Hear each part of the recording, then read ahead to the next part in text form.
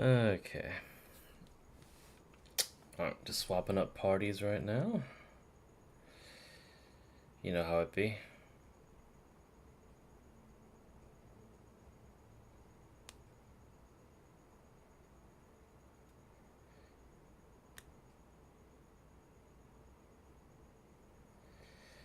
Okay.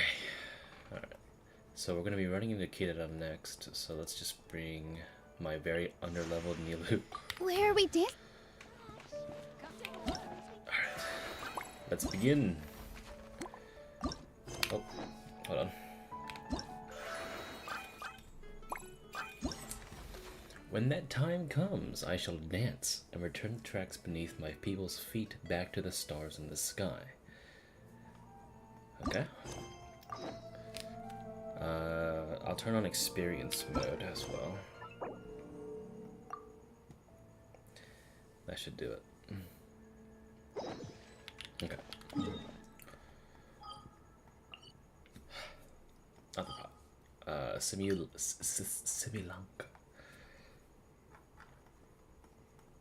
So we should be over here, I think. Yeah. Okay.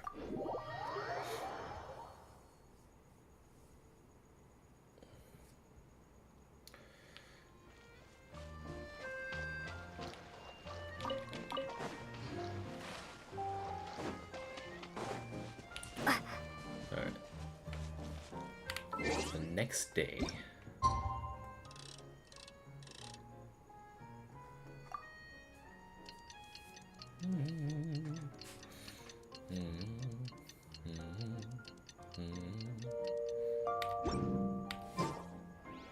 Morning.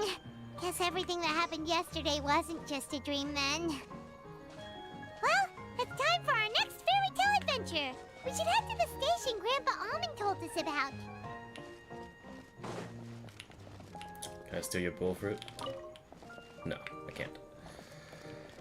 Alright, let's go over to the place I literally just was yesterday. But it's okay. I unlocked the thing.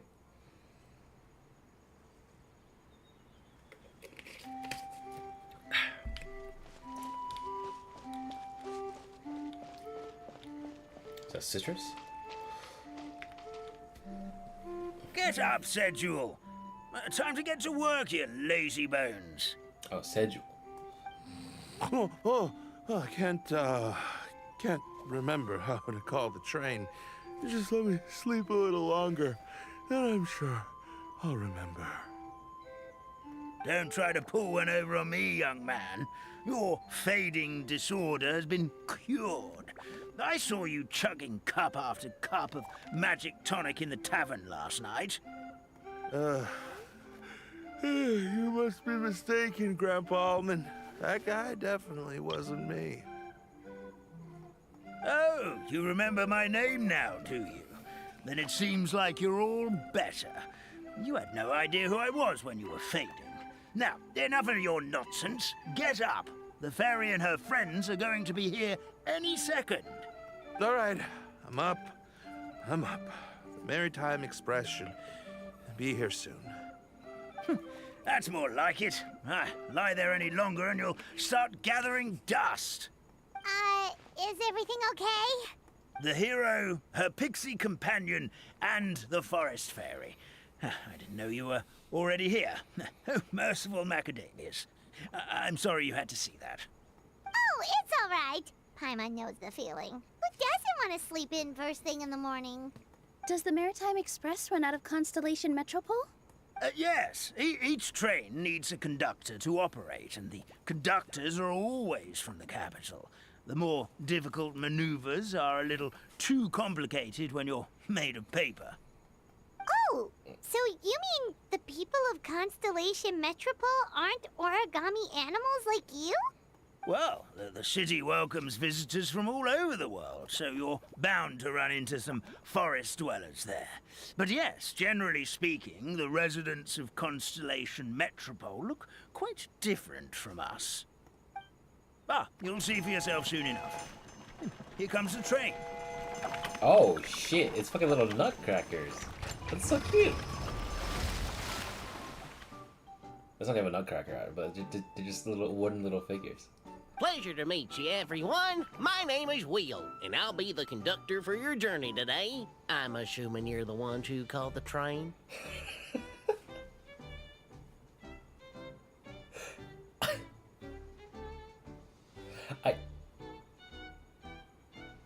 I didn't expect to hear this kind of voice, but Disney.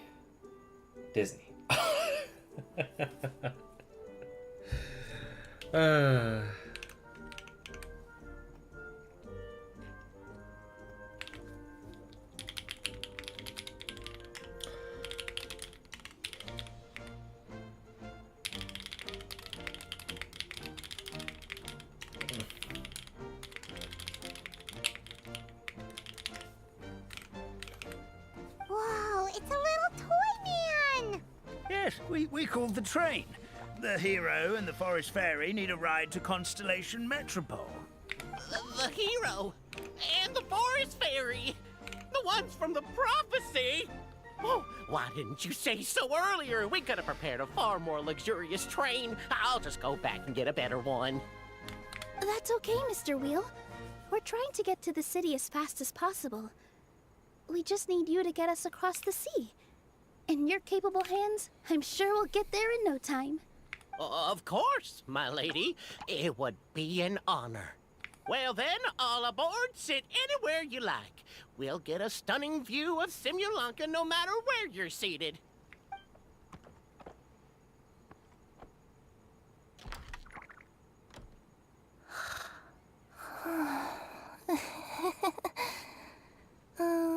Breakfast. Did one of you just say something? Not me. Wasn't me either. Breakfast. No, come back. Sounds like the voice is coming from inside the train. Feet. Fish. Chicken drumsticks. Oh, gotcha. Oh. They literally just... It's just foot in frame. What's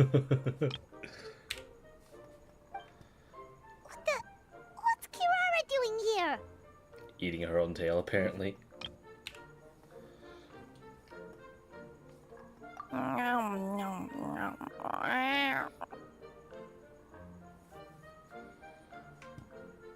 Is she a friend of yours? Oh, let Paimon introduce you. This is Kirara. She's... Oh, wait. Actually, maybe we should wake her up first. So noisy. Is it morning already? God.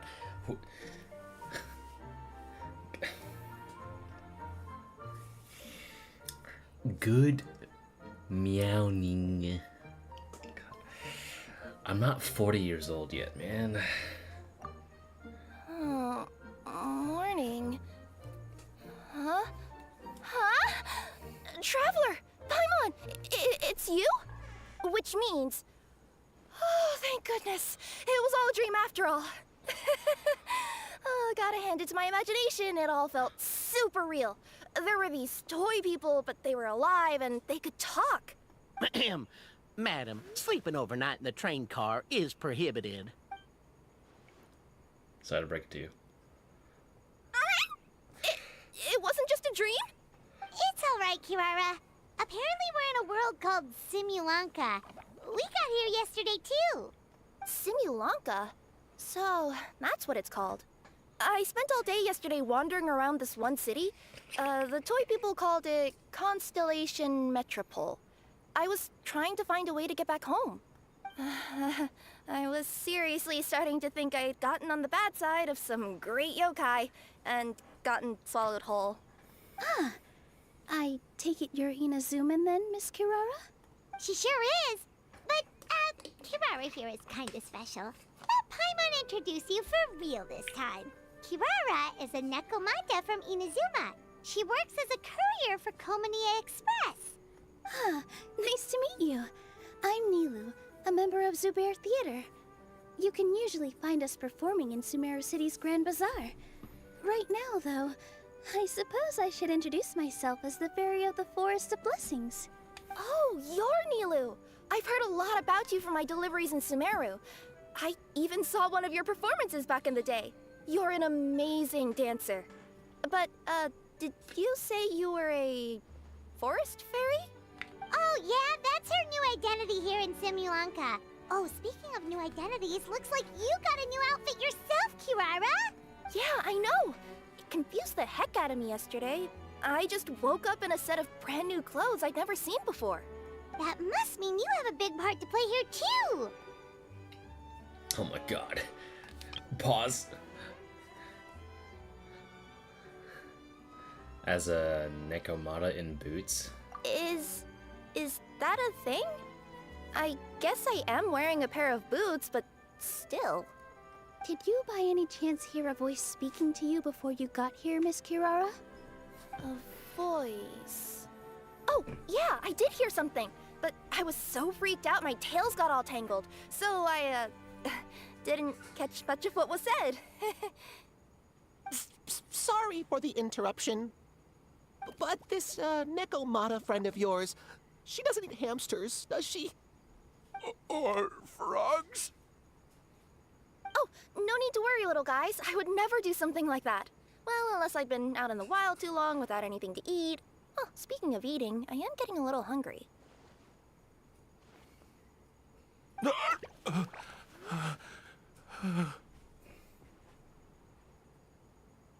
Kirara? Don't. Stop scaring the kids. Where are your manners, everyone? This young lady is a trusted friend of our esteemed hero.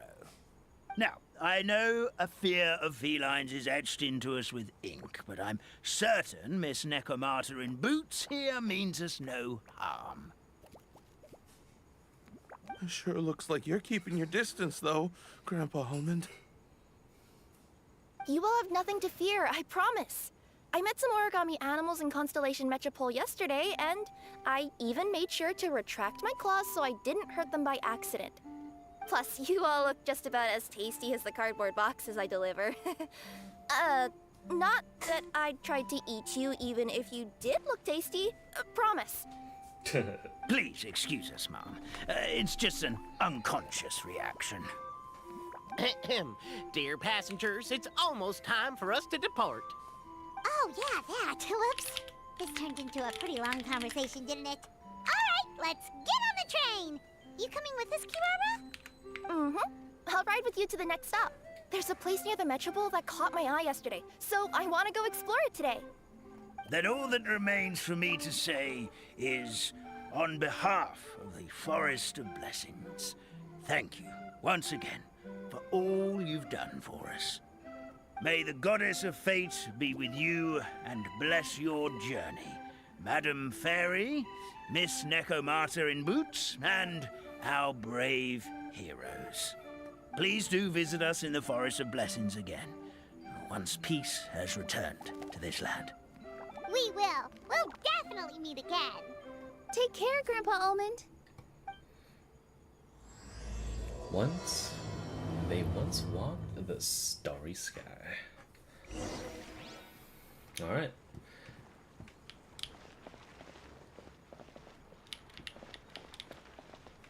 Wait. Oh, I gotta stay on the back? Oh, that's kinda cute.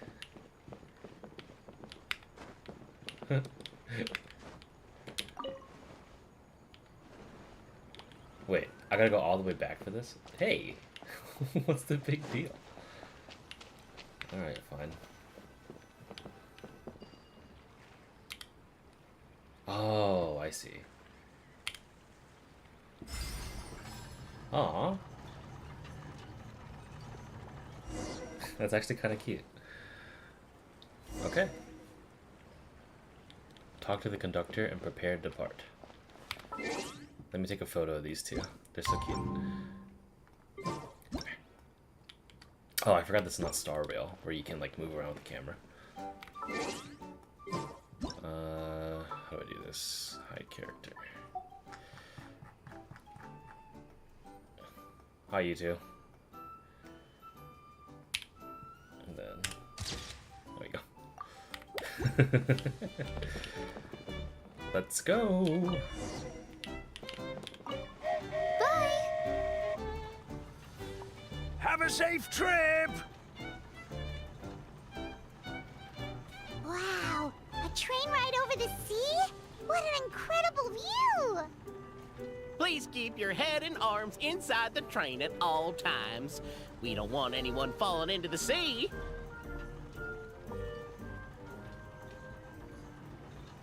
There's a train coming the other way too! Hey! And now that the fading disorder is cured, I'm sure the forest will be a lively place again in no time.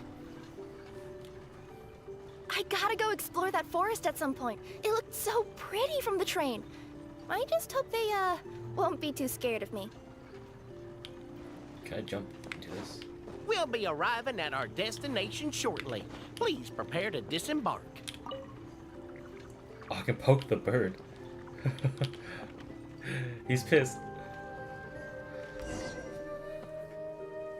Here we are. Constellation Metropole is right over there. It's a short walk from here to the Gear Sky Ladder, which will take you right to Metropole Square. And thank you again for choosing Maritime Express. Great! And thanks to you for a smooth and pleasant journey, Mr. Wheel. The train cars were comfortable and spacious, and I had a great night's sleep. I'll definitely be back.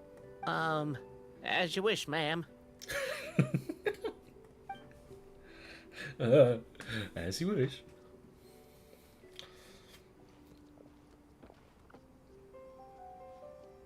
Where should we go next? Is that place you wanted to check out nearby? Mm-hmm. I took a walk around yesterday, and it felt like there was something weird about it. So, I think I'll indulge my curiosity and go investigate. Want us to come with you? It's okay. You guys go ahead and visit the Metropole for now. Hopefully, that's where you'll be able to find out some more about this world. I pretty much explored the whole place from the rooftops yesterday, but for some reason, this is the place that caught my attention. You know what I mean, right?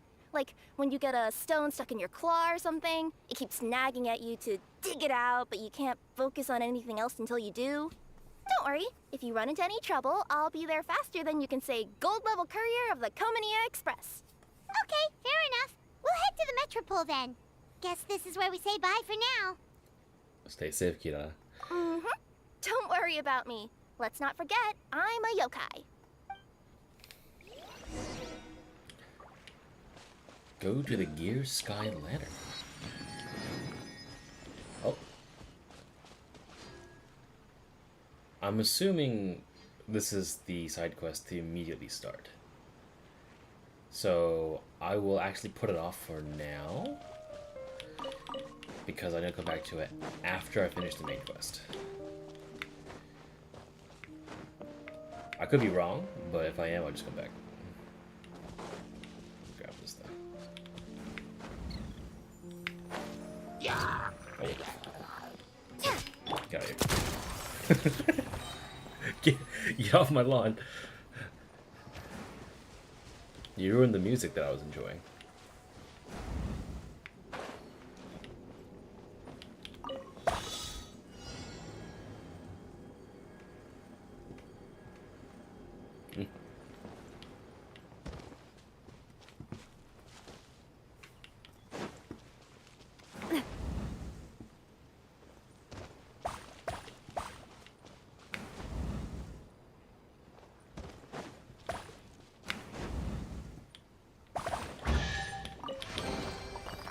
Loving this treasure hunt. Oh my god. Okay, I'm gonna open this thing. Jesus.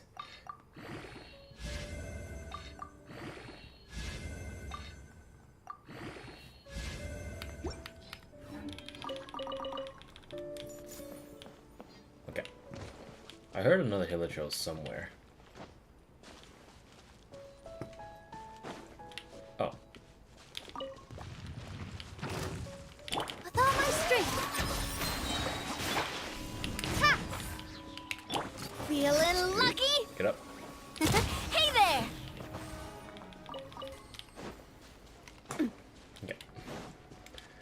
I'll be back, Kirara. I'll be back.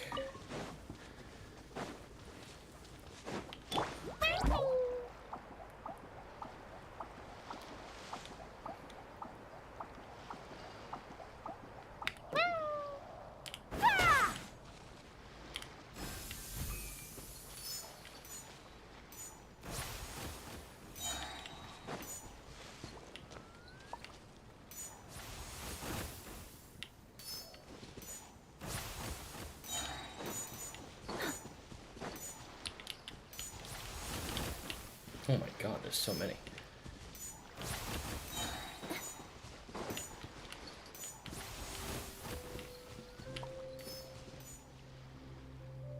What?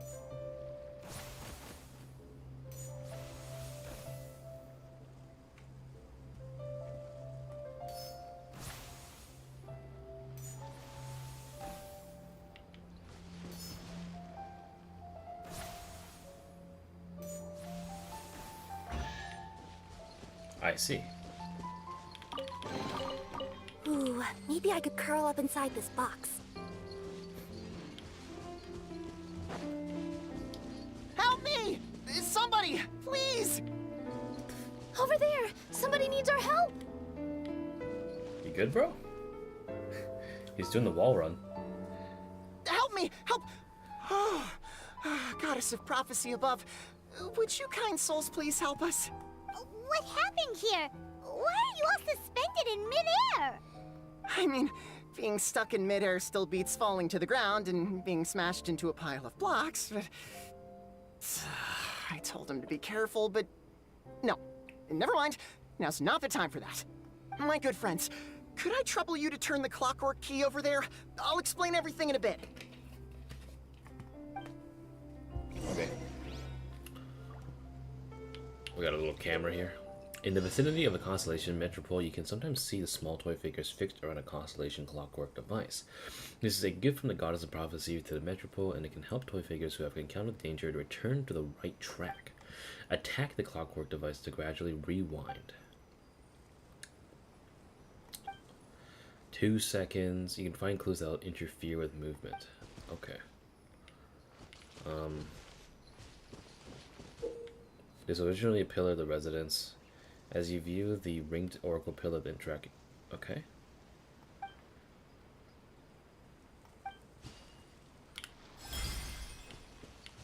So if I just... Ah.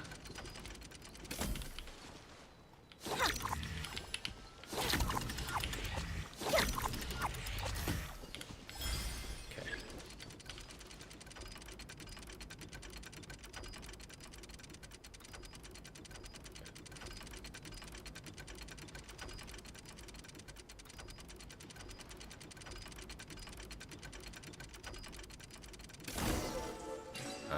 Okay, that's not too hard.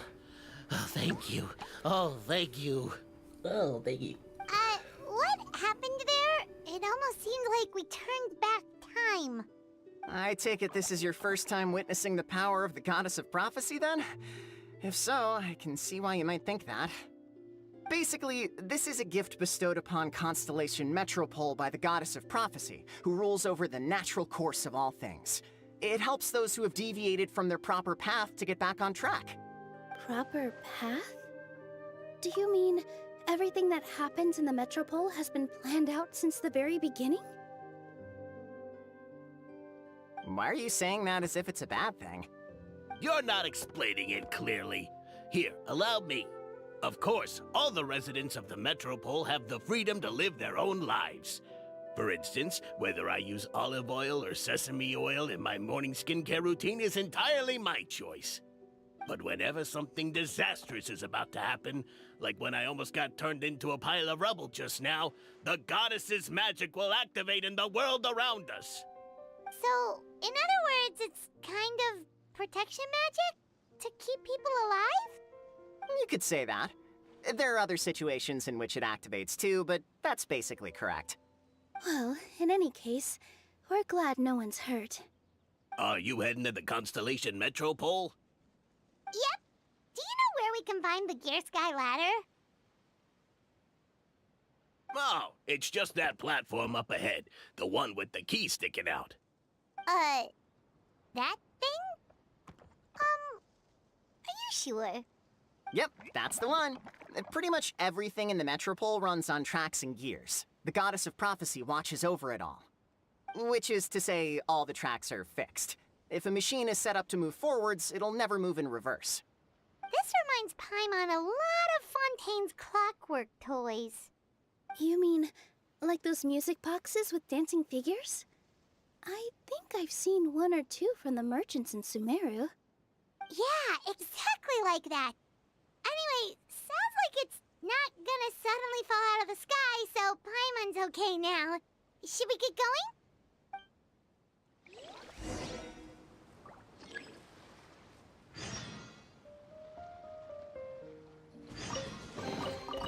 Ooh, maybe I could curl up inside this box.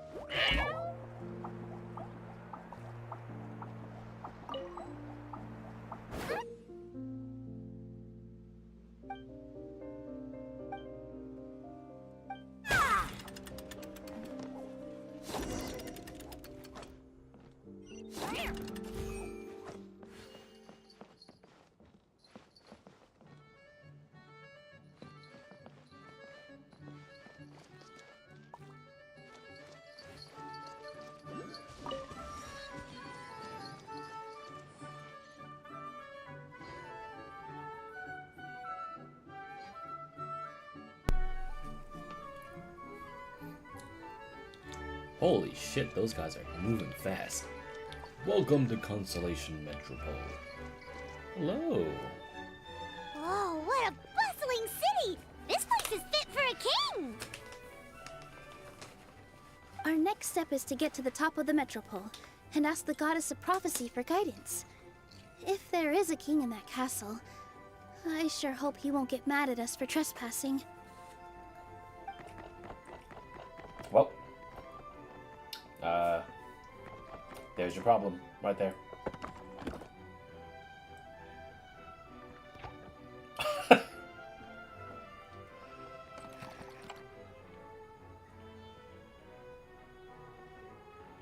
Make way for the king! Oh, darn, we jinxed it. Oh, no. Did he overhear us talking about us sneaking into his castle? Paimon hopes he's not mad. Silence! The one who shall soon stand before you is the ruler of Constellation Metropole. The one who descended after a meteor shower, and the protector of order, and all the stars in the sky.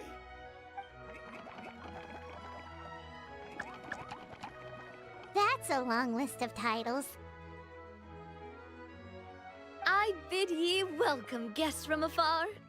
Long have I heard of your grand deeds, O fairy, who restored the lifeblood of the forest. O hero, who, huh? Navia! Hold your foul tongue!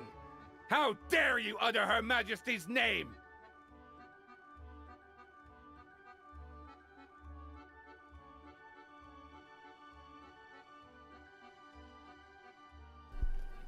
Saber. What the fuck am I looking at?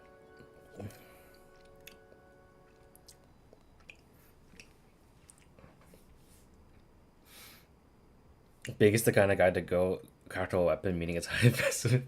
Nah, I don't think he's that far gone. But seriously though, what the fuck?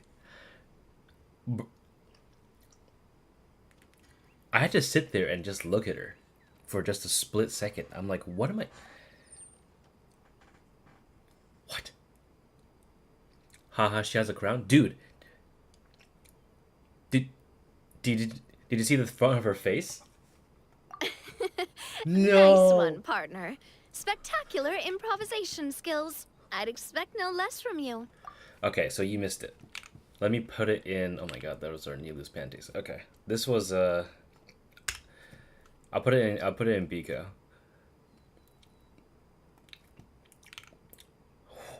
I was like, what am I looking at? All right. You can relax now. Allow me to make some introductions. This is the Traveler and her trusty companion, Paimon. You are personal friends with Her Majesty the King? Please, forgive our grievous mistake. We had no idea. All right, the welcome ceremony is over. Everyone back to your stations. I will personally treat our guests to some royal hospitality. It's part of the story too. Oh my god, how do I go 5 out of 5 into ER? What do you mean? Oh, sorry, for a second there I thought you were trashing on the fucking VAs. You're like, emergency room, please. What were you trying to roll into? Yes, Your Majesty. I want to hear these guys in Chinese. Your Majesty, we are most grateful for your... Oh, come on, I've already sent them off. So, anyway, how did you guys get here? That's him with ZZZ. Oh, come on, the English for the ZZZ is not that bad. The director for the game is literally Farina's VA. I like Billy. I like, Grace. I don't mind... Well, Khalid is like 25.75. It unfortunately makes me sad that I don't like Nicole's. Not much, anyway. We'll see.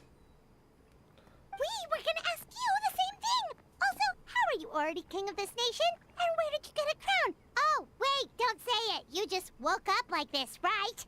Sounds like you've answered your own question. But before I woke up, I heard a voice say to me, "You are the king of Constellation Metropole. Now go forth and save your city." A similar thing happened to me. Oh, yeah, sorry. You must be the fairy of the Forest of Blessings, right? Mm-hmm. This is Nilu, a friend that we made during our time in Sumeru. Nice to meet you, Miss Nilu. I'm Navia, the president of Spina di Rosula. If you ever get the chance to go to Fontaine, make sure you come and visit me. I'm based in Poisson. Seems like you're taking this all in stride. Aren't you nervous about getting stuck here and never being able to get back home? This music kind of slaps, though. I like the change in tone. Why would I be worried about that? We've faced much bigger problems than this before, and we always pull through. This should be a piece of cake. Besides, life's always full of surprises. You gotta learn to just enjoy it. That sounds like a great outlook on life. You have a very optimistic spirit. Thanks, I'll take that. Honestly, though, it also puts me at ease to find out that you guys are the fairy and heroes that I've been hearing about in this prophecy. We're kind of veterans at dealing with prophecies by now, aren't we? About that, has anything bad happened in the Metropole? We heard about an evil dragon. Did it make a mess here too? I forgot that Kirara is all the way in the back. So we just don't get to see her for some fucking reason. Why didn't she accompany us? It sure did. Apparently, for whatever reason, he went for the stars above the city recently. Literally just flew up and started snatching them out of the sky. Luckily, the guards responded quickly and stopped the dragon from taking them back to his lair. Unfortunately, though, he dropped them before he flew off. Now they're scattered all around the Metropole. I've been out trying to retrieve them, but I only managed to get one of them before you showed up. Oh, I didn't ask yet. What brings you to the Metropole anyway? You? Oh, Paimon can explain.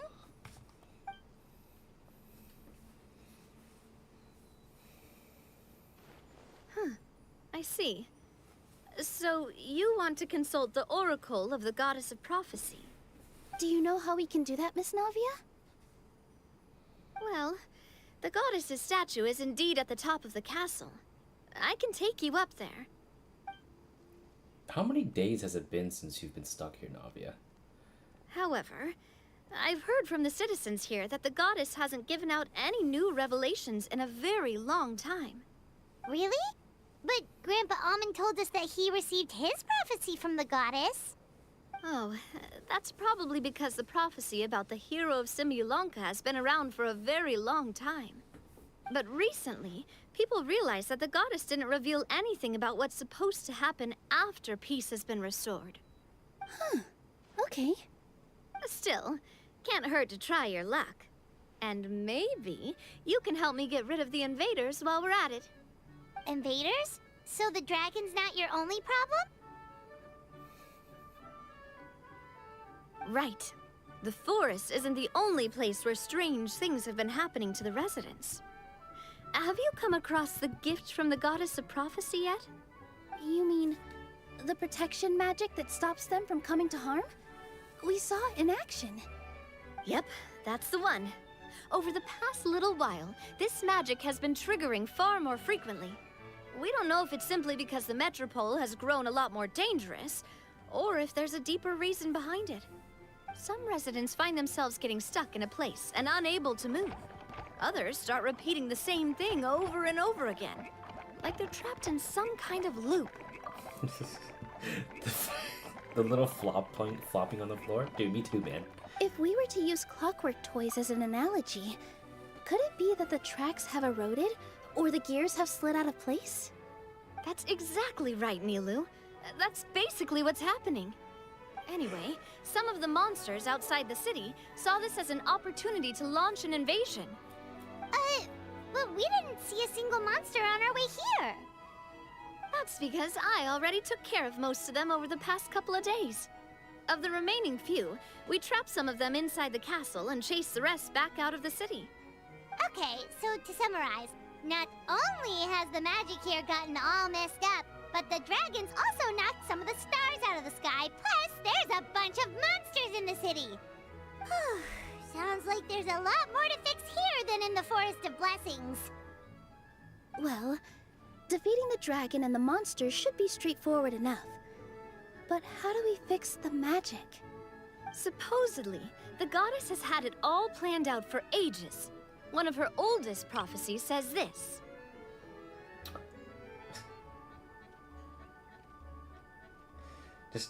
I just love how out of place the crown looks on her head. Yes, Paimon, that's what happened in Teyvat 500 years ago. Yes. Go and push the gear that connects up to the starry sky. When that time comes, I shall dance and return the tracks beneath my people's feet back to the stars in the sky. Huh? But weren't the tracks the gift that she gave to her people in the first place? Does that mean she plans to take the gift back? That's what the prophecy seems to be saying, yes. So, as a result, some people are against turning the gear, despite what the prophecy says, since they fear a future where they no longer enjoy the goddess's protection. Gotta get out of the nest somehow, man. But letting this drag on isn't the answer either, is it? No, and I think they know that. But they're just too afraid to take that final, terrifying step. They're still hoping there might be an alternative solution. Now, we could ignore their objections and go turn the gear ourselves. But... You want to let them make the choice for themselves. Exactly. You know me well. And that's why you're my partner. I want to get as many people on my side as possible. At the end of the day, this is their city, and they should have the right to decide its future. Ooh, spoken like a true wise king, Navia. I am the boss of Spina di Rosula, after all. This may be my first time as a king, but there are a few similarities between the two roles. Traveler, Paimon, Miss Nilu, would you be willing to lend me your support? With your help, I'm confident we'll be able to find the most frictionless way to resolve the problems plaguing this city. Sure thing, boss. Thanks, partner. Seriously, like we'd ever say no. We're your friends! No need to ask us so formally in the future. I'm happy to help too. This is a beautiful city, and just like the Forest of Blessings, I would love to see it return to normal as soon as possible. Great. As the king of Constellation Metropole, I extend to you my gratitude. All right, everyone, follow me. I'll show you the way to the goddess statue at the top of the Metropole. And stay close. You don't want to get lost in my castle. It's huge.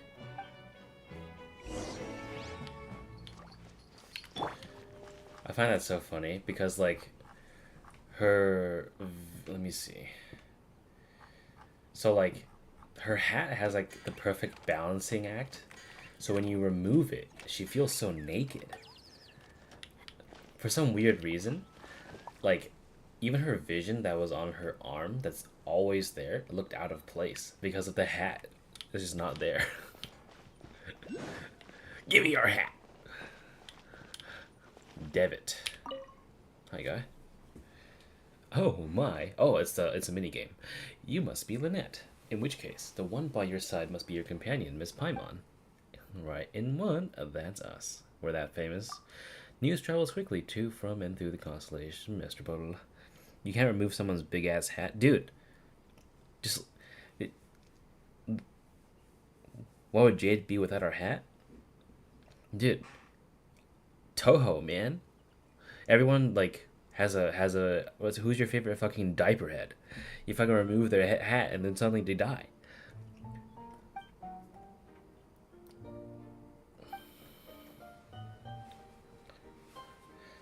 Flying Hatter, but I believe flying hats would bring joy to those who play it. I also designed 3 completely different game modes for it. Don't worry, the rules are complicated. You'll figure it out after one game. I'm busy right now.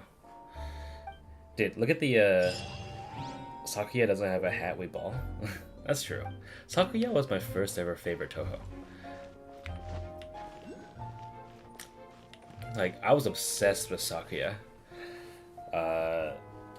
I think I spliced together my own like Osu skin from various different stuff. But the one thing I know for sure is that Clorande never takes her fucking hat off.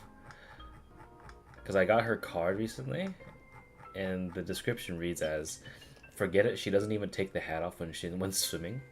So confirmed, if Clorande is... the hat stays on during sex. It's a pretty good looking hat though. What is this? Oh, it's a little star. Huh? What's this? Wait. This looks like the star I found earlier. I told the guards to place it near the goddess statue. Maybe they ran into some trouble up there. What about Chevreuse? Will she keep on that massive fucking hat?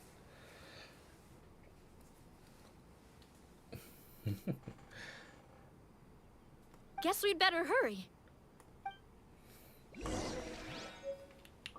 Scattered star. This will expire. Unlock that. Make way. Your king, not queen, is coming through. Oh, I probably should call it down.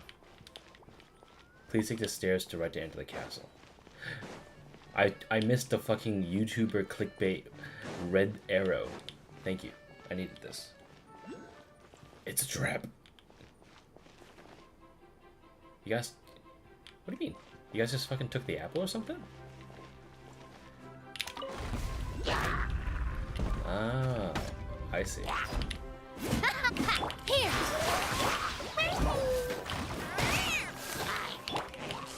Drop! Umbrella warfare, I guess. Oh, they're not generating anything? Watch out!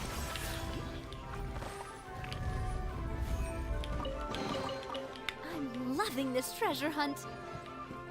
The monsters are inside? What happened? I cannot let them out. Well, then let me in.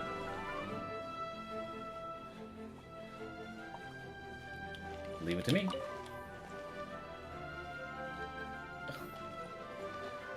Alright. This one's got your name on it. Watch out! Alright. Shoot it. Dumb bitch. I fucking dare you. Shoot that. Shoot the barrel. Shoot the barrel. Oh, it doesn't work that way. Oh, fine, we'll do this. Starfall! Yeah, go back there. Watch out! This one's got your 360. name on it! Ah! Ha! Ha! Alright, Feeling lucky? stand up. Hey there!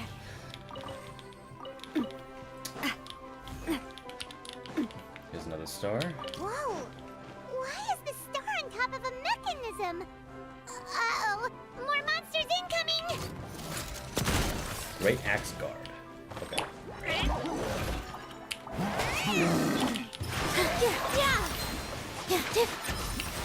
This dance is for you! Here it Feeling comes. lucky? Cha! Hiya! Nah! Nah! Ah! I'm generating as many particles as I can. Alright, here we go. Quick, let's pack it up. We are fully loaded. Right. Wait.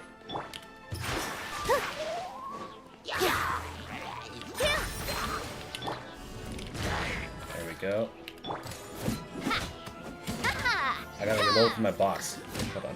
There we go. 1, 2. It'll be bad if we get caught. It's safe now. Really? Thank you so much. Thank you, citizen. Quick, let's pack it up. Alright. You guys good? Nope, he is blown the fuck out. Oh. 2 people ran in. They have a star with them too. Oh shit. Man's getting trampled. Yeah, would you recommend double pyro with Navia for power resonance buff? I don't see why not. Although you need to make sure that you have a source of crystallization, of course. Coming at ya! Hiya! Positions!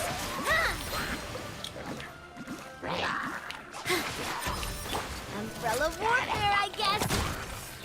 Hiya!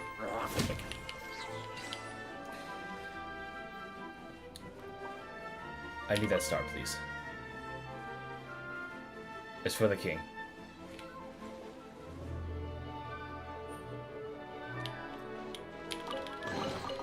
Quick, Feels like they really didn't want to give that to us.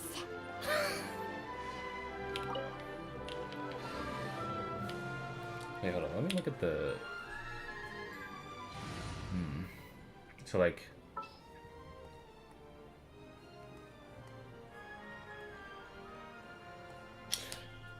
For me, I meme around and I sometimes bring Dia with me.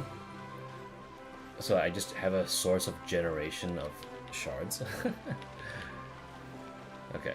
Can I just shoot these guys into the water? Yo, Amber, I'm gonna break immersion real quick. at the ready. Yo, Amber, I need you to shoot that guy into the water. Oh.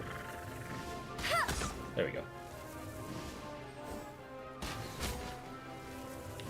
Okay, so they do drown. Okay, let me see if I can...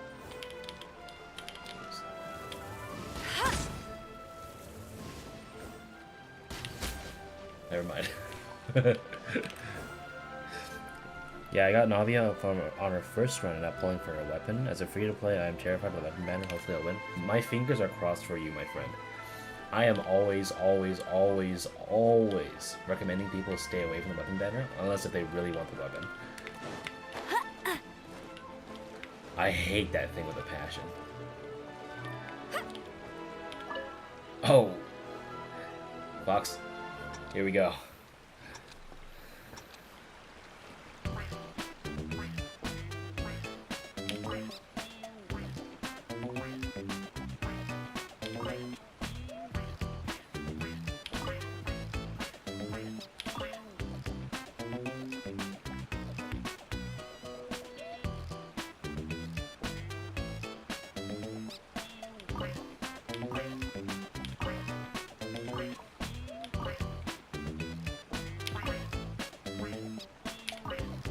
What? Oh, I see.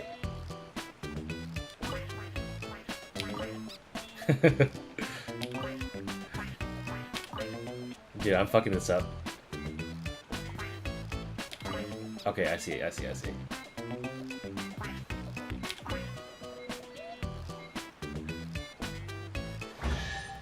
I almost fucked it up on a monumental scale.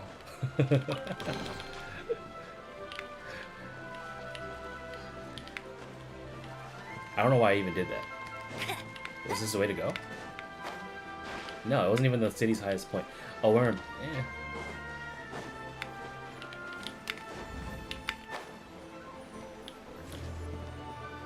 What's this? Oh. Fly among the... Oh, that's cool. Okay. Oh, hello there. I have a Baron Bunny. Okay,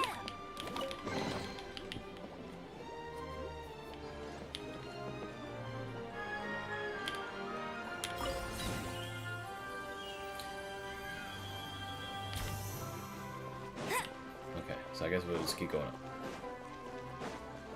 It's strangely majestic. Oh my god. What happened to y'all? What's up? Yeah! Watch out! You guys good? Yeah! Go, Baron Bunny! Get him! Whew. Umbrella warfare, I guess! There we go.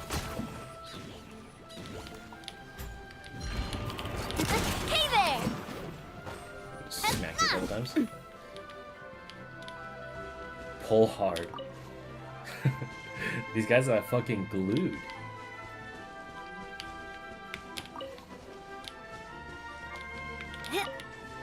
It's stuck fast. It'll be tough for one person to do it. Okay. Pull hard all together now. Oh.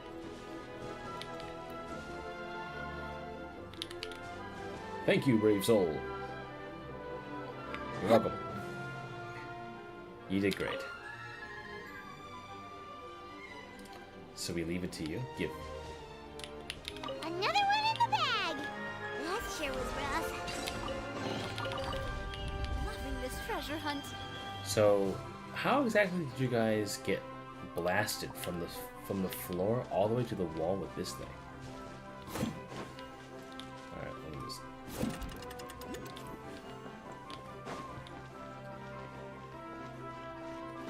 I'll collect a couple more of these.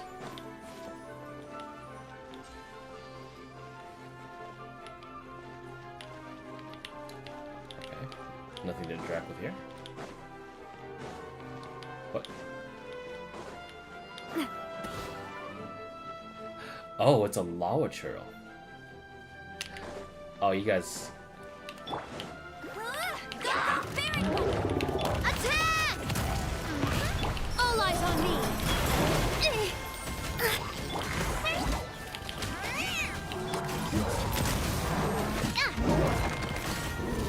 Watch out! Ha! No escape! Get him! Hiya! Ha-ha! A proper send-off from the Spina with love. Ha-ha! Feeling lucky? Hiya! Go, Baron Bunny! What's up? Umbrella warfare, I guess. Coming at ya! Fire! Well, with rocks. Hey there!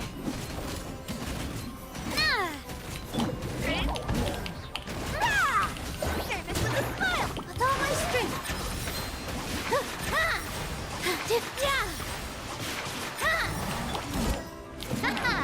Umbrella warfare, I guess.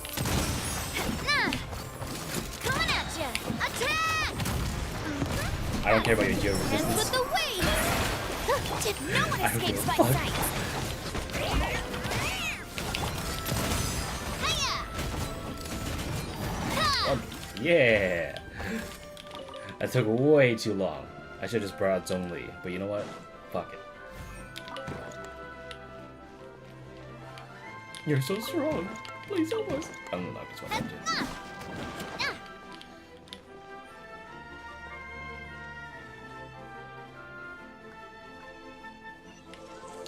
Hip hip hooray! Whoa, what a stroke of good luck.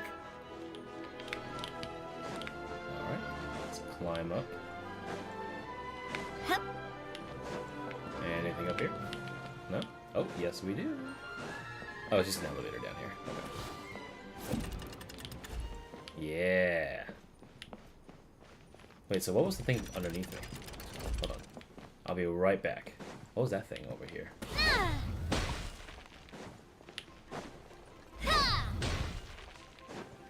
So... hold on.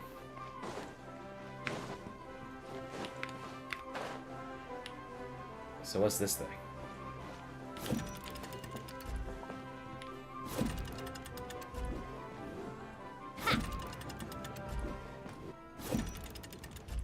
Oh, it was the same thing. I could have just went the other way. Well, actually no. What is this place?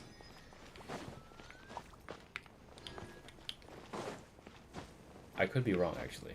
Let me see. Oh, I guess we're finding out the hard way.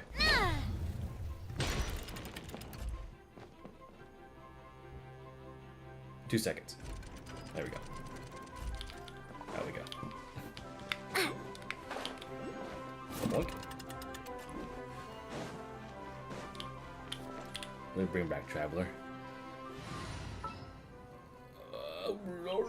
This world.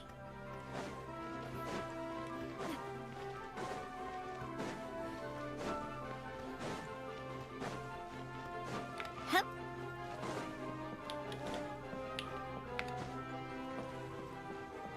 Hup.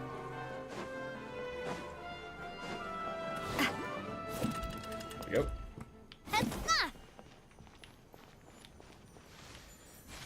It was literally okay. I wasted all of your time. My bad. It's okay. I'm having fun. Drat! I can't move! What happened? Your Majesty! This conservative radical, he attacked us!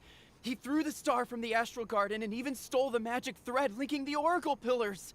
But just as we were about to arrest him, the goddess's magic activated, and now we can't move! No! Nobody touched the celestial gear! Olivia. New, the radical conservative citizen. What's an Oracle Pillar? You need to use it to pray to the goddess. I'll explain later. First, let's help these guys.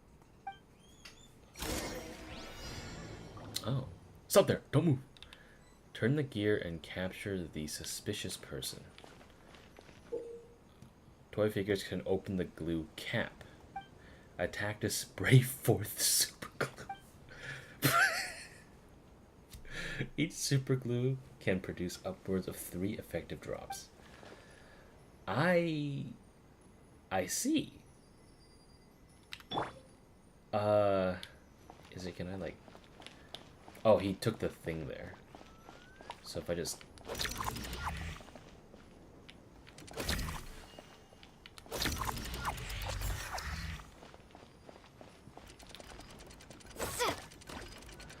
Oh.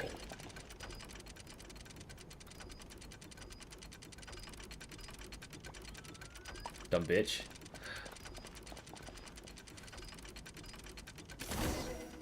I didn't even mean to do that. Hey,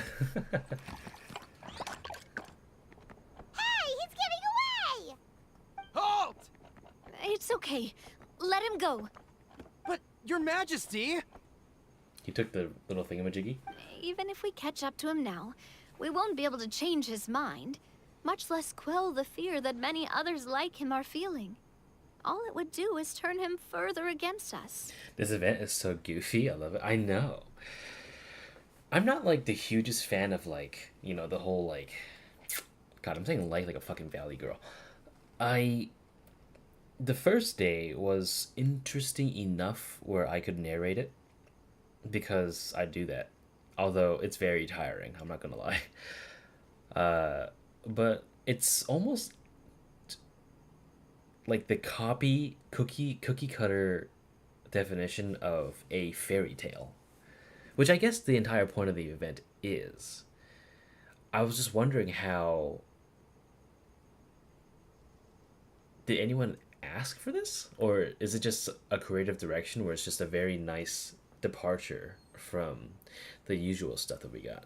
Because it's not like what we had with the previous ones, I guess. Although, no. We did have the Beryllium Mirage, but we learned about Oceanids there. And then the previous two were tied together. They planned to shed out from 1.0. So this one, I'm just kind of excited to see what the teaser is for Notlon. Understood, Your Majesty. Also, this is the magic thread he was holding from the Oracle Pillars. Your Majesty, what should we... Ah, please give that to the traveler over there. I believe they have some questions for the goddess. Yes, Your Majesty. He sounds like Wise. Thank you. So, what do we do with this exactly? I think they wanted to try something new. Yeah, I guess one hit, one didn't. Because the thing that definitely didn't hit was Imaginary Theater. See those oracle pillars over there? Just use the magic thread to connect them together in a specific pattern, and the goddess of prophecy will answer your prayers. Oh, sounds easy enough. Let's give it a try.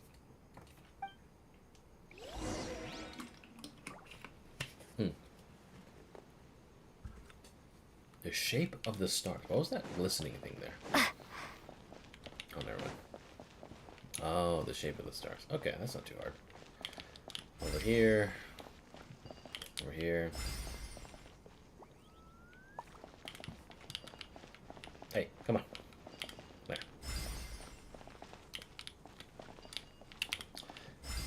You just have to do it in a specific... There you go. Nice. It worked!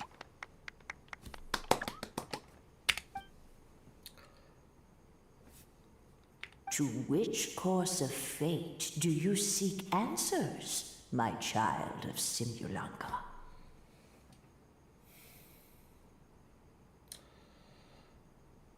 Oh, I have a choice.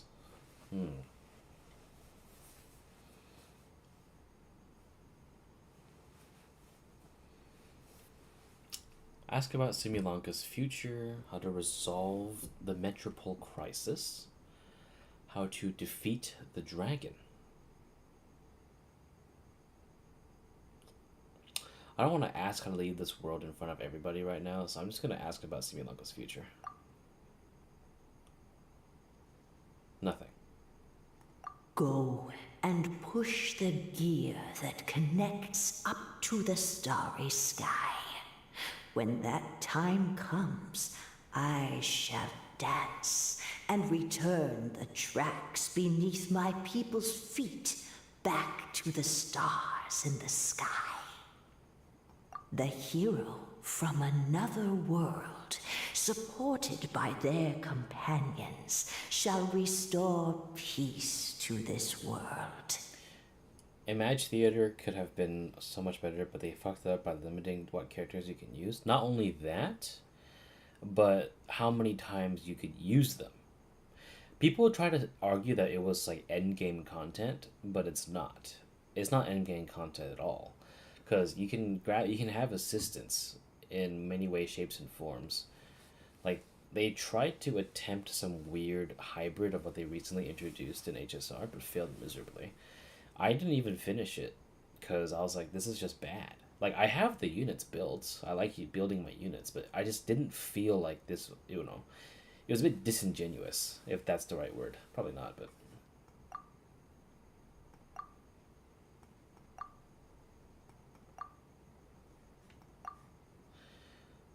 So, Miss Navia was right.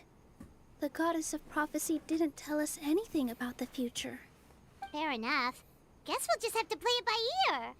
If we want to push the celestial gear... Then first, we have to restore the sky back to its original state by putting the stars back in their positions.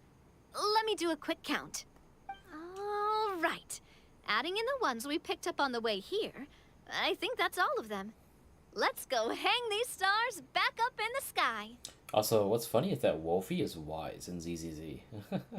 In the sky? How do we get up there? Oh, I got us covered. We will, of course, be taking the Aerial Express. A roguelike like where Divergent would have been so good. You know what they should have done? Do you remember, like, all the way back, like, in version 1 or version 2, where they had, like, this sort of,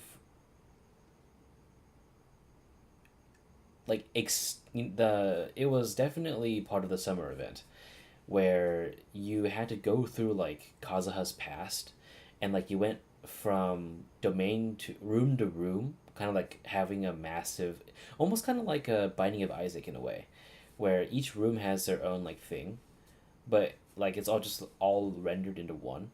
So each room has their own thing. You have the blessings there. You can maneuver around traps and gather some attack buffs, or, you know, get hit or whatever the fuck, or maybe something cool. I forgot what it was called though, but that show is fucking amazing. God, it's been so long since I played that mode though. Is that a flying train? Hey, you already took a train that runs on water. Is a flying train really that much weirder? Well, at least the Maritime Express still runs on a track. We're going Kingdom Hearts in this bitch. Oh, come on, don't worry about it. This train has been blessed by the goddess of prophecy. Its whole purpose is to protect the Metropole skies. It took me a lot of effort to find it, you know. I don't think anyone's used it in, like, 100 years. Alright, we're actually star railing. 100 years? Are you sure it's safe? Let's not forget that the goddess of prophecy's magic has been going haywire recently. Well, it's not like we have any other options. Unless you want to do the honors, Paimon. Fancy flying up there on your own? No, thank you. It's way too high up. Oh, wait, Milu.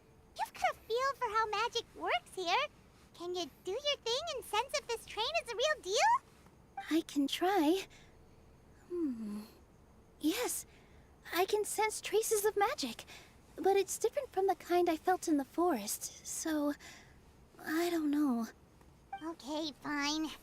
Guess there's only one way to find out.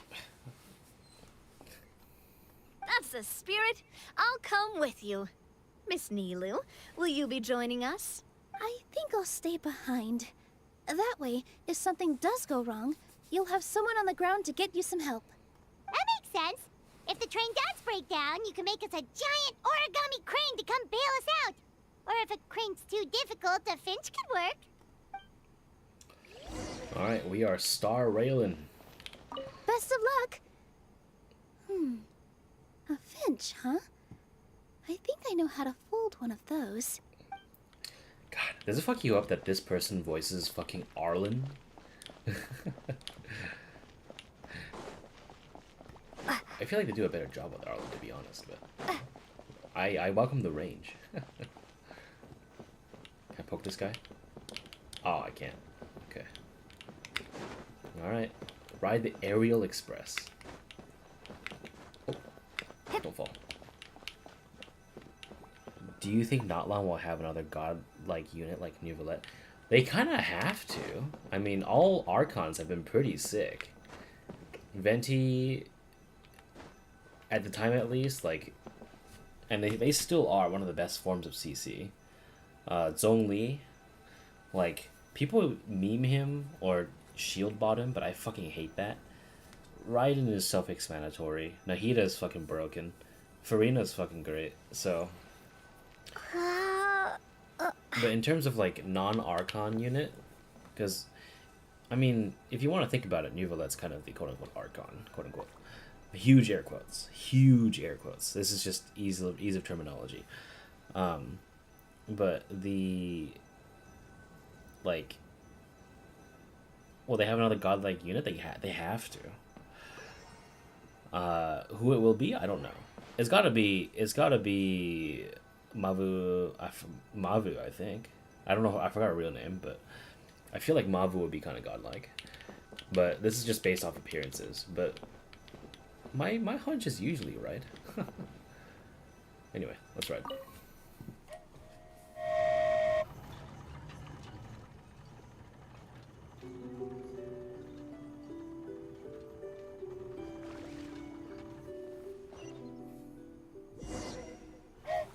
Choo-choo! Aerial Express moving out. Whoa, it really is flying! What an amazing feeling! I've never been on a flying train before. Neither have we.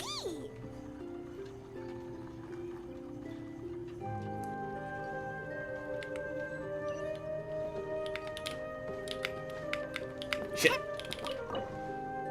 That should do it. On to the next location. Oh, okay. She just stopped for me. Mavika is a DPS, hopefully.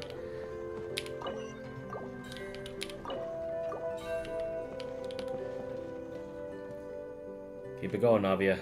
We are so high up. Don't look down. Don't look down.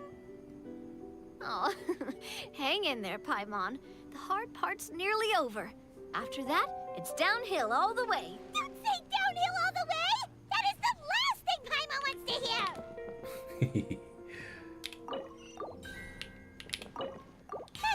We're finally done. Okay, let's get back down while this train is still working. I don't see it turning. Ah, okay. We don't actually have, like, a crash scene. Damn. Damn. Should have joined us, Nilu. It was completely safe. No problems whatsoever. Great job! It looked like it all went smoothly. Yeah, and it was an absolute blast, too. You gotta ride with us next time, Miss Nilu. Huh? I'm okay. Thanks for... Halt! What do you think you're doing? Get out of my way! What's going on? Your Majesty, there! Let us through! Stay back! Poke his bit. Poke that bitch. Okay, let them through.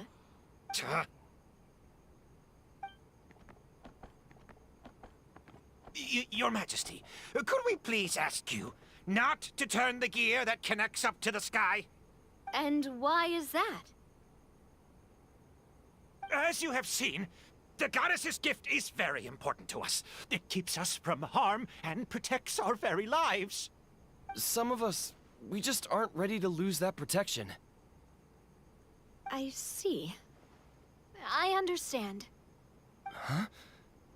Your Majesty, do you mean... I won't turn that gear.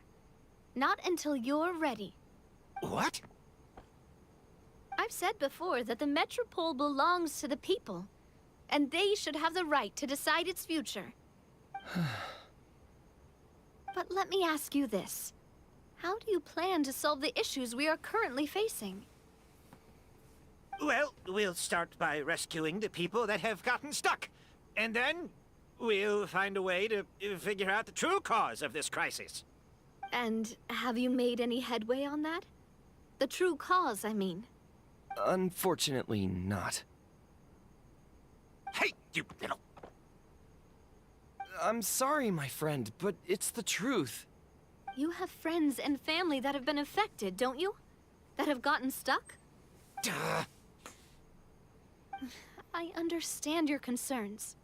But if we let this drag on for much longer, the situation may well get worse. More and more people will be frozen by the goddess's magic. Yes, but if we turn that gear now, all the tracks in this city will disappear. I know this is a hard decision to make.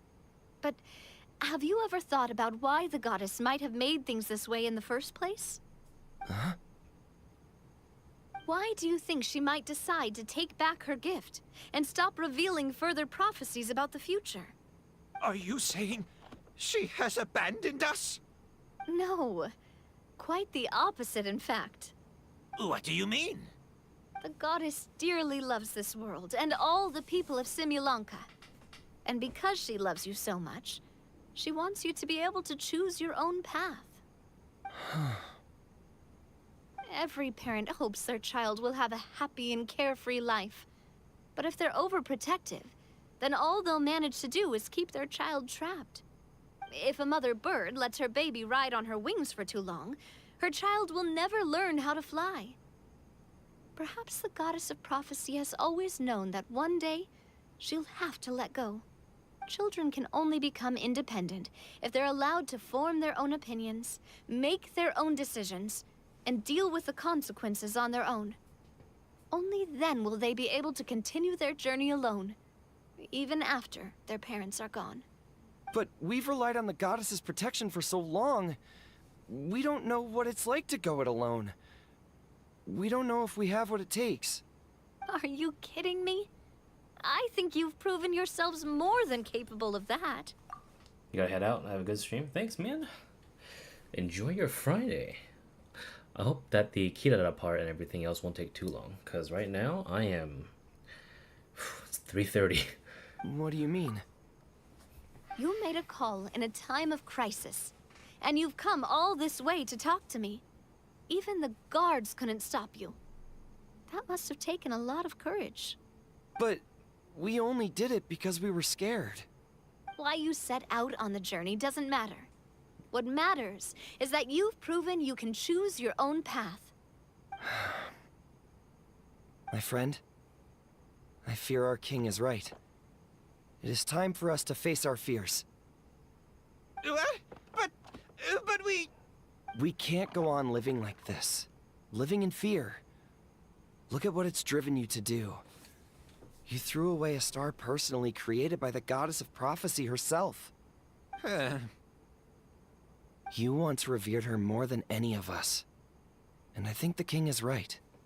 She hasn't abandoned us. So, why don't we put our trust in her one more time?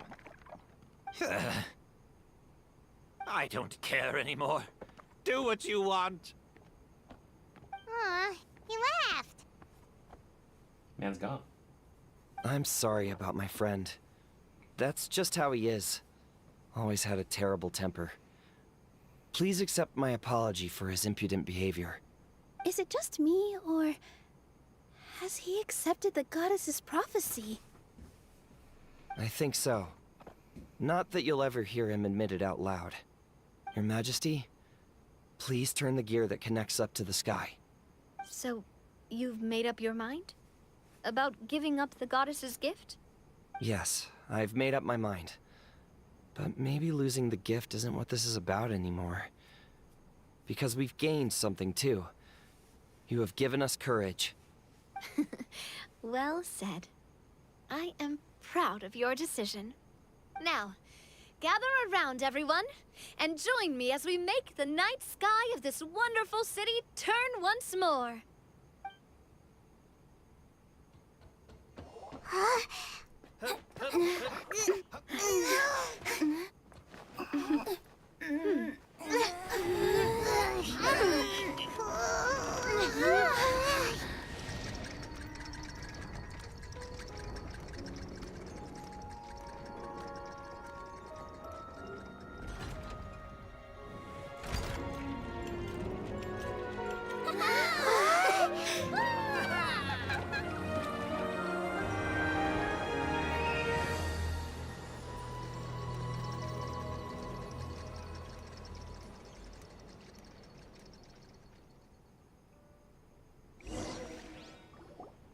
So the stars hanging in the sky, they're music notes.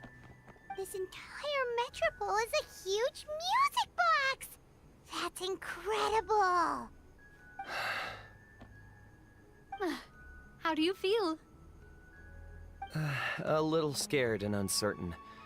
But for some reason, I feel a lot more at ease. It's as if some kind of huge weight has been lifted from my shoulders. Figured out any next steps? To be honest, not really. But maybe I can start by having a heart-to-heart with that stubborn friend of mine. I have an idea. If you don't know what to do, why don't you start by helping the people around you? You mean the people who got stuck because of the goddess's magic? I mean anyone and everyone who needs your help. By helping others, you'll eventually find your own path. Trust me, I have experience in this. What kind of experience, Your Majesty? Yes. We'll need a formal organization with a catchy name before we go out and start helping people. Why don't we call it the Spina di Rosula? Spina di Rosula? Ooh, or even the Spina di Rosula di Simulanka. Yeah, that's catchy. Wow, big expansion for the Spina. Moving into other worlds now. Spina di Rosula. I like it. It's a great name. Let's do as Your Majesty suggests. Well then, how about I appoint you as the head of the Spina in Simulanka? While I'm off fighting the dragon with the other heroes, it'll be your responsibility to work with the guards and take good care of the people in the metropole. What? You're planning on fighting the dragon? But no, Your Majesty, you must reconsider. He's right. Your Majesty, you can't. How are you two on the same side all of a sudden? Perhaps Your Majesty is unaware of this. The great dragon suddenly broke out from the Titanium mines one day and tore the end of the world to pieces. After that, it spat out a strange fog that surrounded a whole island. No one knows what lies beyond the fog, and no one knows what has become of that poor island. Before Your Majesty arrived, we dispatched many soldiers to fight the dragon, but none came back alive. Yikes. Sounds worse than we thought. Isn't that all the more reason for us to go? There could still be guards trapped there, waiting for someone to rescue them. King Navia is right. We cannot simply stand by and watch as the people of this world suffer. Very well. Though I have not served by your side for very long, Your Majesty. 2 days is enough for me to have learned that once your mind is set, any attempts to change it are futile. 2 days. So that's how long she's been here. Yes. I love my wife. Okay, hold on. Let me just... There we go. You're a pretty good judge of character. He probably didn't mean that as a compliment. Since you're serious about this, I won't try and stop you. There's only one way to reach the end of the world, and that's by taking the Maritime Express. Oh, right. So there's a line going there too? Yes, it was originally built to serve the workers commuting to the Titanium mines, but it has been abandoned since the dragon attack. I'll tell the conductor to wait for you at the platform by the side gate to the Metropole first thing tomorrow morning. You're embarking on an extremely dangerous adventure. Please be careful, Your Majesty and friends. Oh, thank you for your concern. While I'm gone, I leave the Metropole in your capable hands. Yes, Your Majesty. Aw, so cute. Just call me boss from now on. That's what everyone in the Spina calls me, and it's what I'm used to.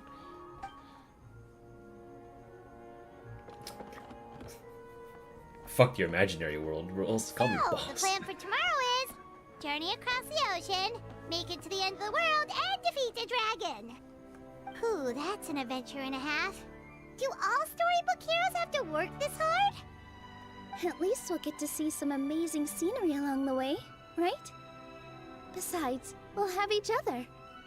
It'll be a shared experience that we'll never forget. Hey, we still have Kirara. Plus, we're pretty well equipped for a classic heroes versus dragon story. We got Miss Nilu as our magic caster, and I guess I'm the melee warrior who leads the charge? Paimon can definitely see that. Anyway, those are tomorrow's problems. Right now, all Paimon wants is to eat a proper meal, because worst case scenario, if Paimon ends up getting eaten by a dragon, she wants to do it on a full stomach. And something about the end of the world doesn't sound like a great place for food options. Well, The origami animals in the forest only drink magic tonic. What do the toy people here in Constellation Metropole eat? Vegetable oil and sawdust, I think.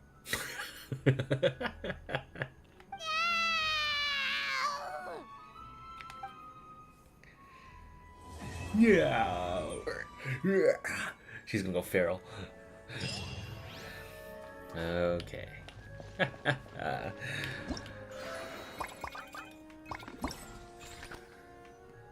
Phantom in boots.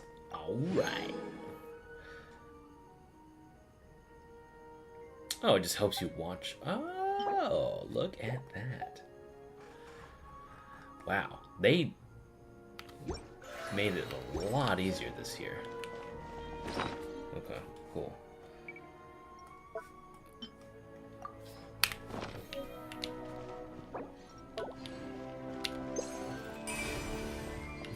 Wow, it's on such a slow, like a small cooldown too.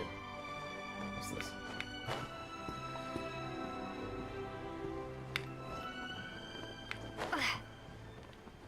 Yeah, that music is baller. I love it.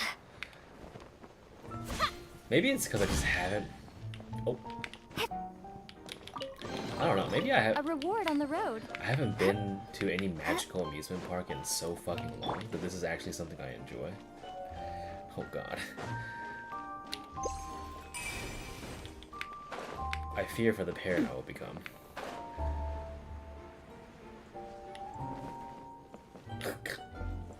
Come on, guys.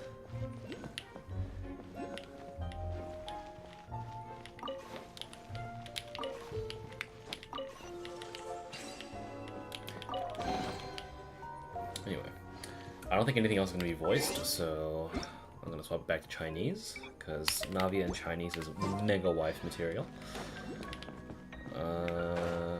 What's this? You draw, I will step.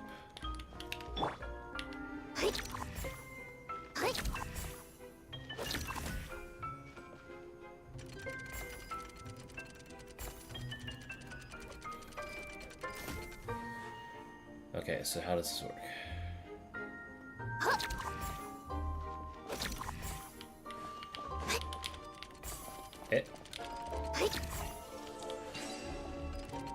I don't know how I solved that, but okay. I'll take it. It worked! Yes, it did, friend. Yes, it did. Okay.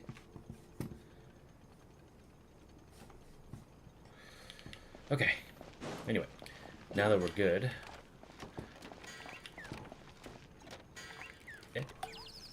I hear a cuckoo clock. Where's that cuckoo clock?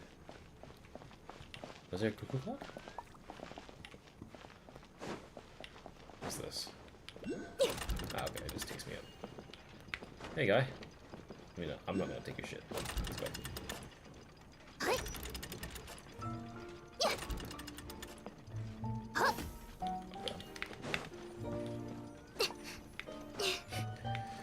Okay. Thank you very much. Hello. Even the birds have been scared off. Yay! Alright, how about you guys? 1, 2, 3. Toy power. Me too. I'll be the ghost. When I turn around, don't move a muscle. When I turn around, don't move.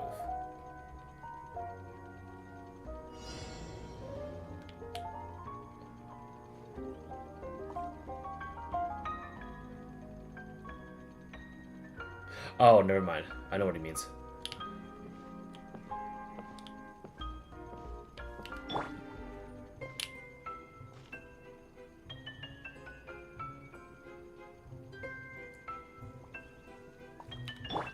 I cheat.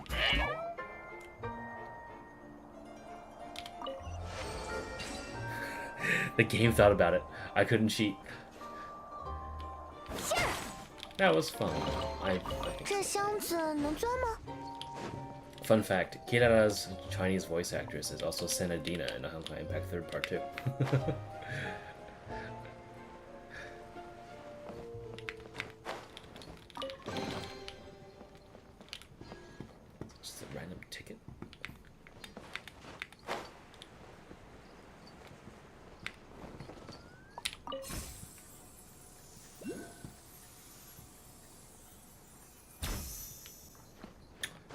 That was...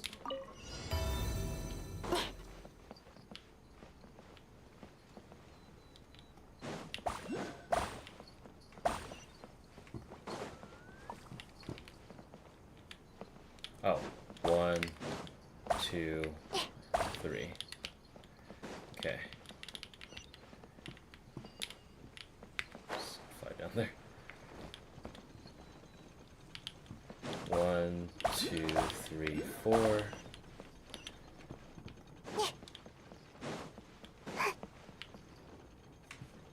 Okay. 1, 2, 3. Okay. Alright, guys. I swear to fuck, if someone is gonna be like, I don't know how that worked, I'm gonna fucking die. Next, go to the Pendulum Lane in the northeast of the city. Getting your hands on the next piece of the treasure isn't going to be easy.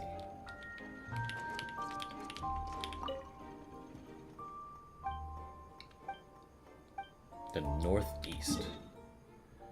I will do that later. Alright. Kirara has been waiting for us for about 2 days. After I finish this, let's finish it. You good, brother?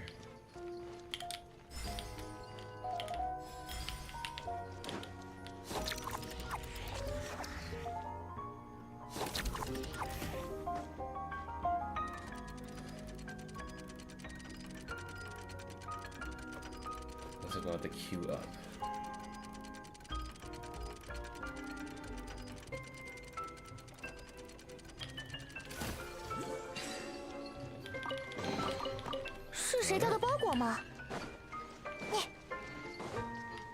Another chest here. There you go.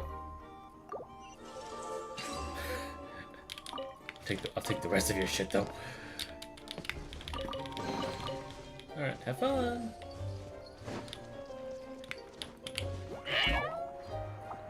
Someone up here? Oh, it is. Hi guys. Don't mind me, I just yoinked your shit.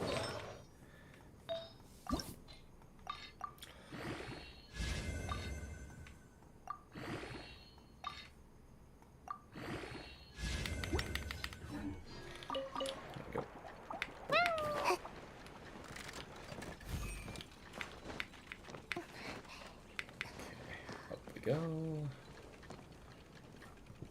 Wait, what's this little ticket symbol? Oh, it's this thing.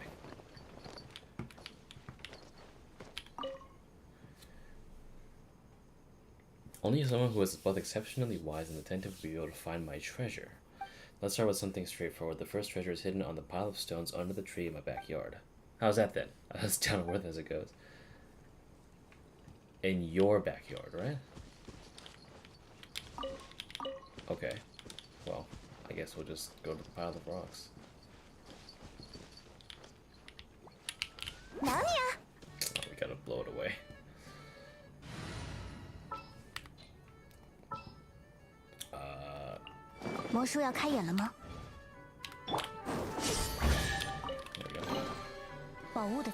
Congrats on finding the first treasure. Now time to head over to the bell tower in the southeast of the city. The treasure's waiting for you there. I already got there though.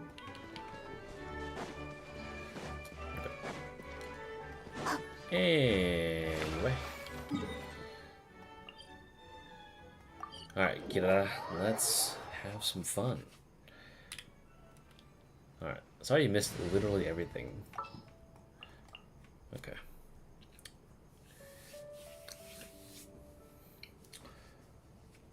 I'm gonna bring Diaz over Nilu, just for now.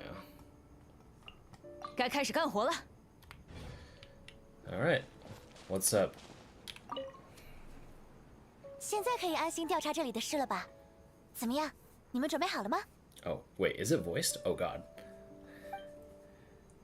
I'll be right back. 放心吧，我不会走太远的。 Okay, let me swap back to English. My bad. Okay. So, are you all set? Ready to start investigating? Let's begin. Great! Then let's go! I I've delivered packages all over, but I've never seen a mysterious fairy tale world like this before. Looks like nobody has gotten around to repairing this house yet. Ugh, even I wouldn't dare to sleep in there. It might suddenly collapse in on you.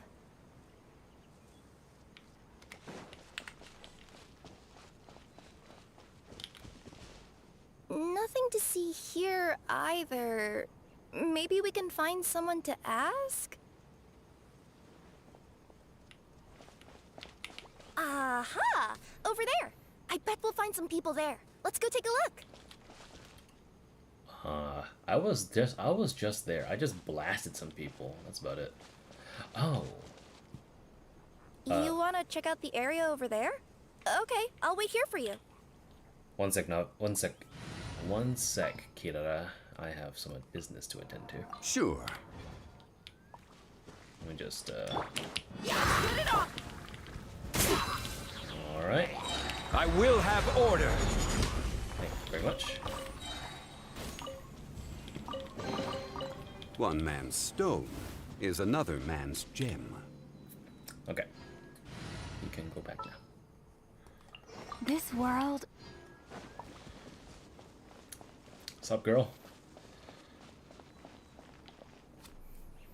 Uh-huh. I was sure there'd be people here. There once was a goddess who ruled over fate. Before she died, she left 3 riddles for the kingdom she had created. What? Who said that? Long story short, on this day, a sentient feline, an outlander, and a diminutive pixie arrived on the scene. They saw a narrow path off to the side. Okay, but which side? Yeah, if you gave ambiguous instructions like that to a Comania Express courier, they'd give you the parcel right back and tell you to write the delivery address more clearly. Despite how obvious the answer was, the perplexed pixie and the flummoxed feline struggled to work it out. Although, perhaps a small part of the blame could be attributed to my dull narration. Alright, let's try this again. The path on the left-hand side seemed to give off an enticing fragrance, as if to say, this is the way to wealth and glory. Ooh, that sounds like the start of a good story. Then what? Then what? Are we fucking playing Stanley Parable? There's no fucking shot. Wait a minute.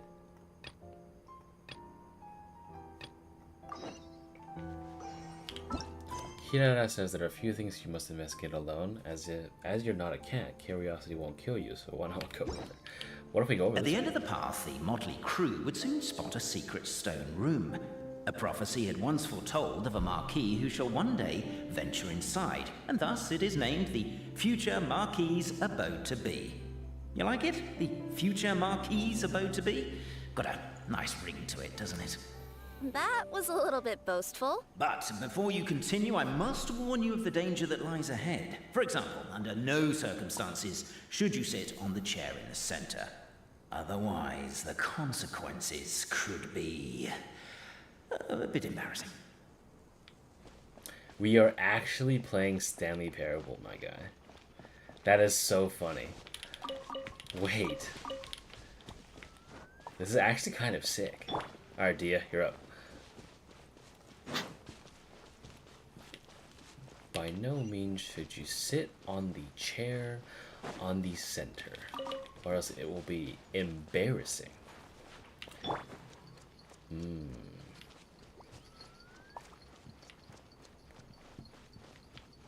Where's the chair?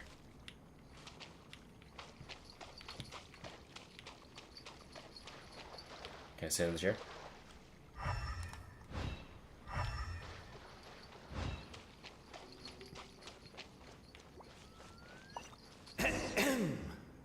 So many summers, winters, springs, and falls, and now at last a hero hither strides.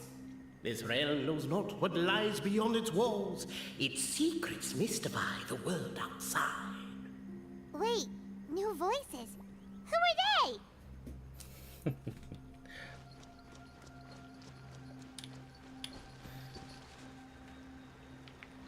Alright, Kirara. I'm sorry, but... let's read this first.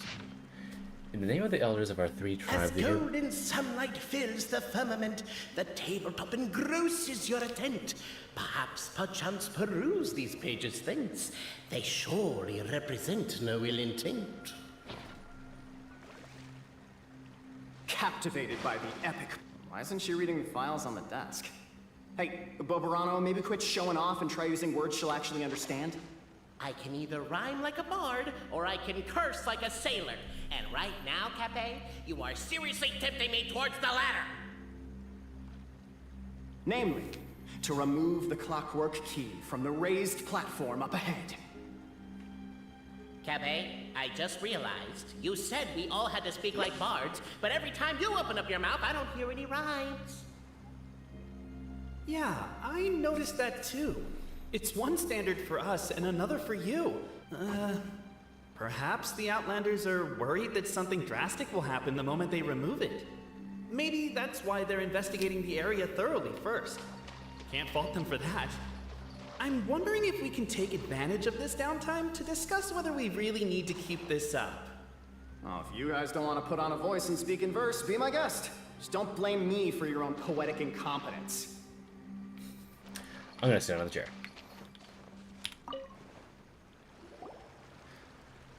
Stop the poem.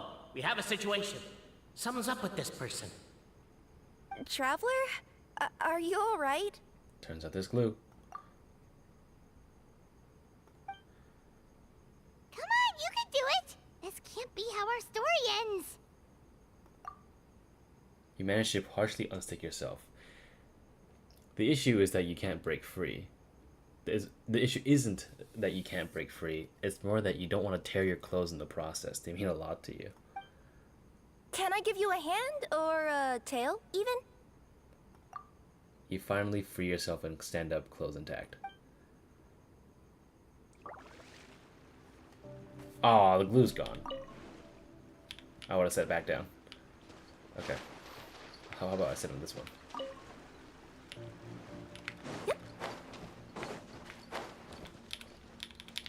Sit. Okay, cool. Alright, I'll pick it up.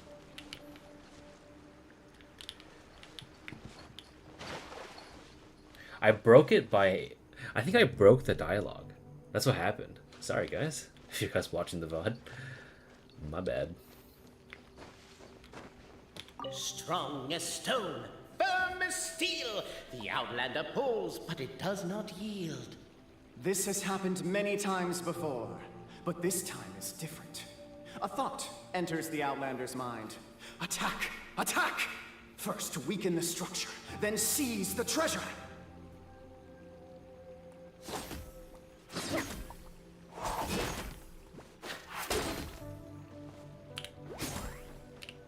The attack now over. Only one final step remains. Now it is the time to seize the key. Yes! Finally! Come on, move your butts and your legs, assuming they're still in working order. It's showtime! No hard feelings about your lack of poetic contributions? Oh, let it go! I see. Hi, guys. Oh. Ah! Welcome, esteemed and noble Outlander. Allow us to introduce ourselves. We represent the 3 great clans of this realm, having been selected as its authorized historical supervisors. Our purpose being to await the arrival of one such as yourselves who shall remove the clockwork key. My name is... You're Cape, he's Albizzi, and that's Bobarano, right? You've done so much talking that we can already tell you apart by your voices. Aren't we missing someone, though? The guy who led us here to begin with? Who? And thus was born the long-awaited fellowship, destined to uncover the truth of the past. Allow me to quote, if I may, in the history of Constellation Metropole, a new page has begun. Him. Well, there's no fourth person, so which of you is the ventriloquist? Come on, out with it. We've never heard that voice before. but he sounds like he'd be good at reading bedtime stories to children. Well, whoever it is, I don't know and I don't care. Forget about him. We have far more important things to focus on. Like, where our journey goes from here. That key you hold is the pivot point about which the past and present of the Metropole revolve. However, between our 3 clans, there is some dispute over the historical record. Each clan has its own version of history, detailing the clan's origins and the tale of the Dragon of Old. And unfortunately, we don't know which one is the truth. Dragon? You mean the one that's been acting up recently? Oh, no, not that one, you adorable little pixie. When I say Dragon of Old... He means a dragon that would be really, really old if it was still with us today, but it was defeated in ancient times. The new one has nothing to do with our clan history. Was that supposed to be a joke? Anyway, so you've been waiting for someone to remove the key so you can finally explore the truth of the past? Not just explore it, but argue incessantly about it. Honestly, I don't care that much. Cape's the one who's always bothering us about it. What we need to figure out is who resolved the dragon crisis. We have to know that before we can decide which is the supreme clan. The moment you removed the key from where it was lodged, you became the honorary Marquis. We humbly beseech you, noble outlander. Noble traveler Marquis, we ask you to help us. You and your talking Puss in Boots and the pale floating pixie. Puss in Boots? Are you serious? It's better than demon feline, but still... Embrace it, my friend, embrace it. Most cats don't wear boots or speak, do they? I'm not even a cat, I'm a Nekomata. Now that you know the word, I expect you to use it. Please allow me to lead you all to a sacred memorial site. It will be much easier to explain what needs to be done once we are there.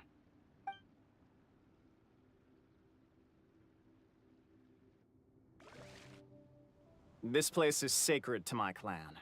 It's where our brave forefathers once took up arms against the Dragon of Old. After a bitter battle that dragged on for many days and nights, finally, our forefathers fought the dragon into submission, and it fled. They took turns, though. Some forefathers worked the day shift, while others worked the night shift. So they say. It's just a legend, though. Wait a second? Did I just hear you admit that your clan's history is just a legend? History, legend, who cares? My clan was definitely courageous, that's the point. That's the truth. And isn't the truth what we've all been arguing about non-stop for all these years? Cape's words gave the traveler food for thought. Could it be that the truth in a fictional world is equivalent to fiction in the real world? But that would have to wait. Apparently, Cape was not alone in his pilgrimage to this sacred site. Unwanted company had arrived. The traveler and the talking cat, Nekomata, decided to teach them some manners. It's just so dumb. They're running their mouth, they're so pretty. Yeah, I muted my mic so that you can just hear everyone talk, because I usually rename the titles of the VOD so people can come find it. Hello, I was trying to do a series of puzzles and lost track. Where there was a hint, it wasn't the area just expanded. There's no. Oh, are you talking about the? Are you talking about the stuff where you do 2 of the things? Where what do you call it? There was 2 hints where you had to go here and there for a treasure. I skipped that. I did 2 of them, and then I went to do the Kirara quest because I didn't want to hold up anyone that was watching. Look at her.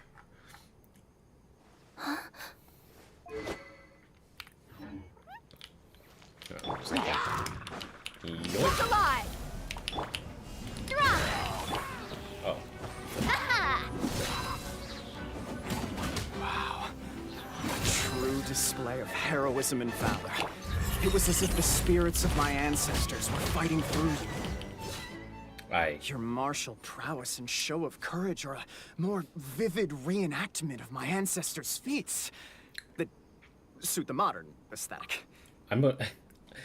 Yeah, thank you for talking to me. I'm just, you know, a comically large rock. This thing should be a piece of cake. Do you know if there's anything else other, like, you know, the previous region with the frog and the squirrel? Oh, is there anything like that, or is it just the Navia quest and then the Kirara quest? Now, let's get down to business. As we all know, time is but an illusion. Time may flow line by line, page by page, or frame by frame, but usually it flows in the form of springs and gears. I just saw that the messages got retracted. I didn't even... What happened? The fuck? And that clockwork key you have in your hand can turn back time and make the past reappear. Well, actually, my view is that the illusion of time is more of a problem of consciousness. Gears power the body, while the body is the vessel of the conscious mind. But the mind cannot understand the dimension of time, so we experience instead an endless continuum of moments as the pinion of now turns along the rack of ages. I'm getting flashbacks to when I was delivering packages to the Sumeru Academia. A teacher once asked Albizzi what his greatest fear was, and he replied, dragons. Boberano was asked the same question. He replied, time, and repeated the argument we just heard. The teacher then turned to Cape and posed the same question. He replied, Boberano. The manuscript that tells the truth of the historical record, the blueprint to all of creation, the work of the great mage themselves. It can be found at the beginning of the gear rack, and on the very first page of the book. Paimon didn't follow all that, but basically, you're just saying that we need to put the key in and turn it all the way back? Exactly.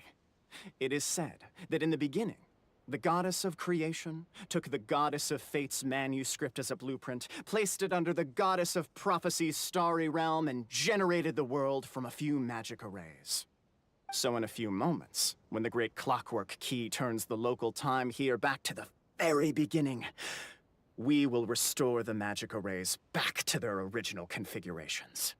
Hold on, isn't stealing part of the blueprint of creation a little dangerous? Also, how are we supposed to know the original configurations of the magic arrays? Okay, so, Mecha. I see what you're saying. There's a sign about the house in a city as soon as you enter to the left. It speaks about a treasure chest and a pile of leaves. So after that, it gives a hint. It says something about southwest or something like that. It's on a rooftop. I'll show you where it is. I know exactly what you're talking about. Because I got the part 2 of the quest that way too. But let me finish this first. Well, the general shapes of the configurations have been passed down over the ages. They now form the family crests of each of our clans. So you'll just need to reference my family crest and join the dots accordingly. Oh, southeast? Yeah, sorry, my bad. It said south something. I thought it was west. But, it's you have to, like, take a little detour upward.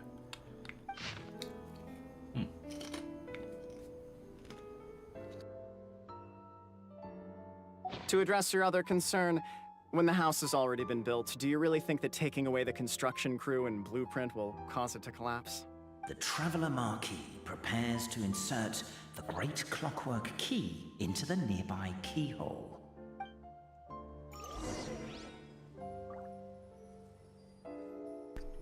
Okay, so before I do that, let me go right back to where we need to go. Okay. So when I came back down from the top, right? So I jumped down here. So I came back, and I believe it should be right here. Let me check. 'Cause I'm just retracing my steps. So I went up, and I followed this. So I made my way across here. And then after I finished the little puzzle down here, I went this way.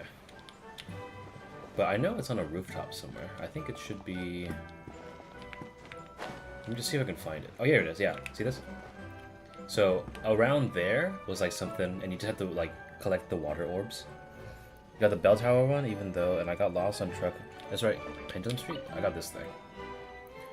And this is the note inside treasure chest too. Very impressive. Looks like you got the hint. Please go to the Pendulum in the northeast of the city. Alright, okay, so I see Pendulum Lane. So Pendulum Lane. So let's just read that one more time.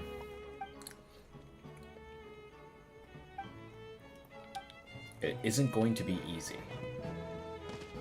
So Pendulum Lane. Okay. What's this?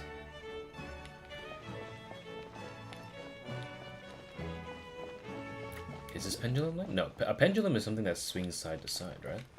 So maybe look for something that is swinging side to side. Watch my head.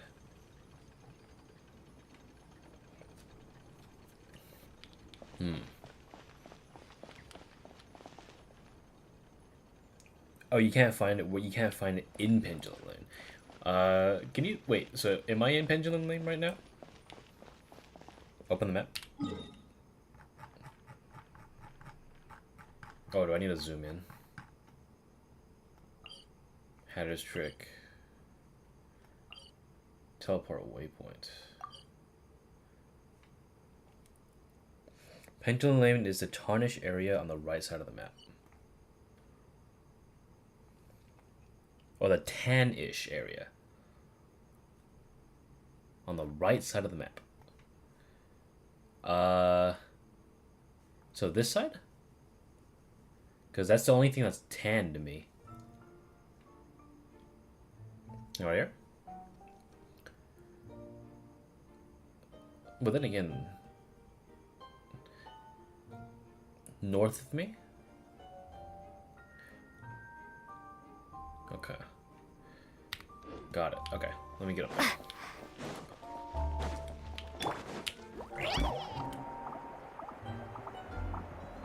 And they said it won't be easy. Alright. Okay.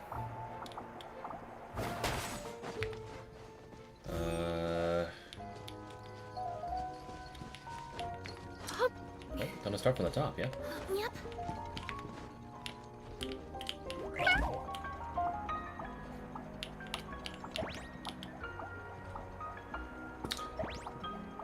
What if I just open it like this? So what if I open that shit up? Unless if it's on the pendulum itself. That'd be fucked up. Okay, it's not. I would have been like, what the fuck? Okay. And they said it's not going to be easy, right? So I'm going to assume... Okay. Yep. Okay. Okay. I almost thought there was going to be a thing here, but there's not. Okay. What about this thing?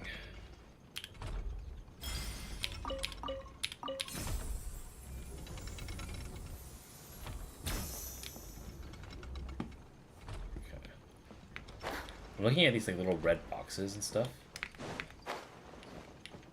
Alright, give me like 2 minutes. I want to see if I can... Oh. What's this? Oh. Eh? Is this part of it?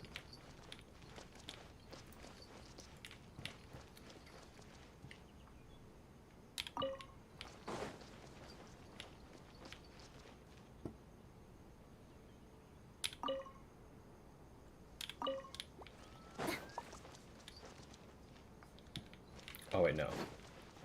Smallest thing, probably. Flying hamster. Alpaca. We'll draw a little frog. Oh, look at that. There it is. That was it. That was it. That was it. That was it. That was it. There you go. That was the thing.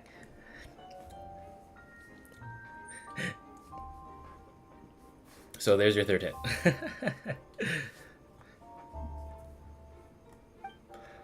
Next, head to the station behind the city. It's about time for me to go somewhere further away too. Okay, so again, if you need the hint, we have the little squirrel, the alpaca, the frog, and back to the squirrel. So there you go. There's your third hit.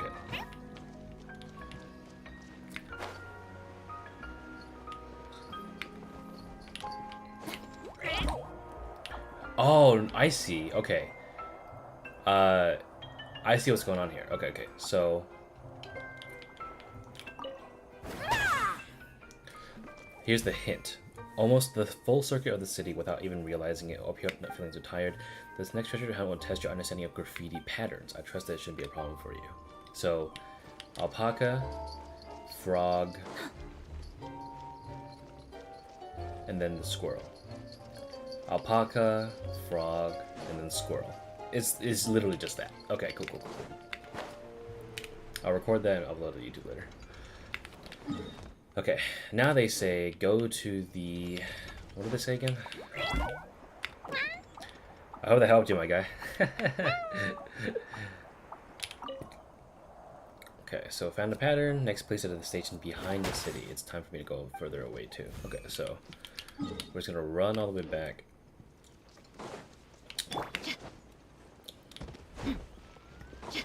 Yeah, man.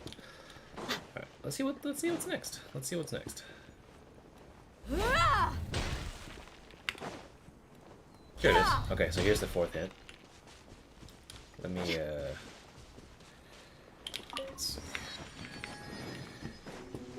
Okay. I was originally planning to take a pickaxe to the Titanium Mountain, but it was too heavy.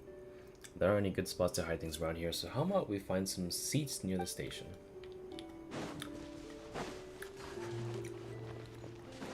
And, well, there you go. There's the pile of leaves, like, right here. Okay. I get it. You want me to bring wind. No, I will not. I don't have Mr. Sister Fister built, so I'm just gonna use Kaza. Want me to come along?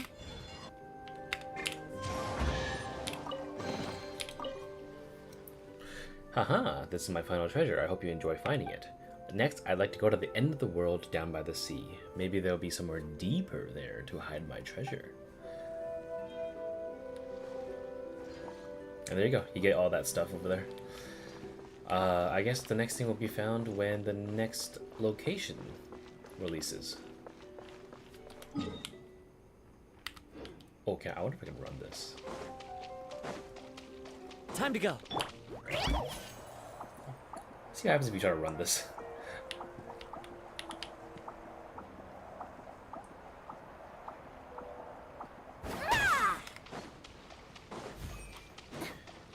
I just want to see what happens.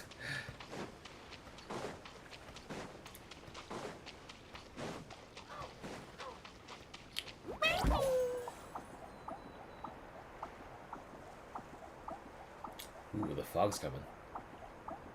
Ooh, that does feel kind of weird, doesn't it?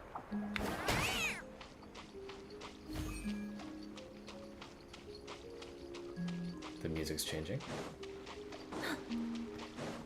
Okay, so you get a little sneak peek as to what's coming up.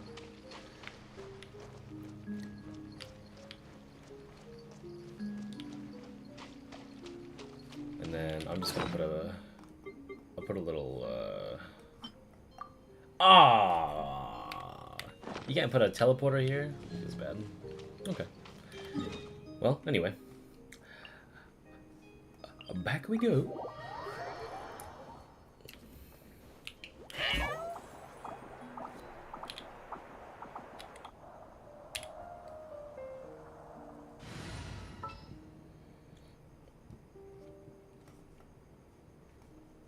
Where's this? Yeah, there we go.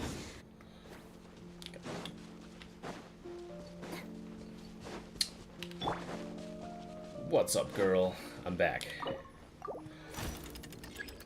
Recall how you loosen the key. Simply give it a wind up using the same method. Give it a whack.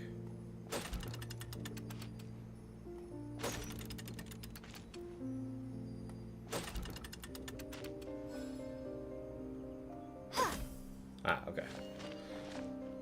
And then the family crest, I believe. I guess we should start here?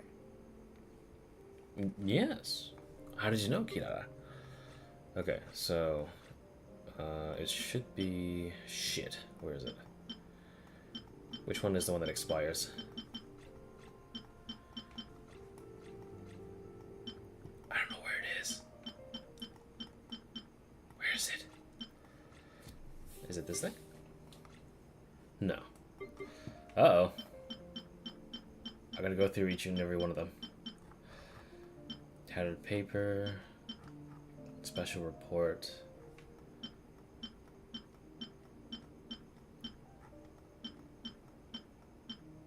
Restored score? No. Someone's ledger.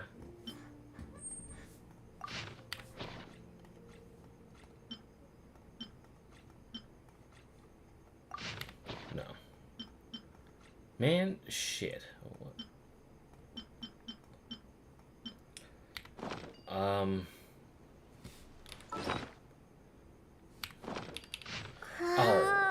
God. I feel so dumb. Okay. I just had to press V. Okay. This way, please. There you go. Up you go. Behold, the sacred writings that record the truth of... No, wait. That have shaped the truth of history. Gather round and let us bear witness. Mm-hmm.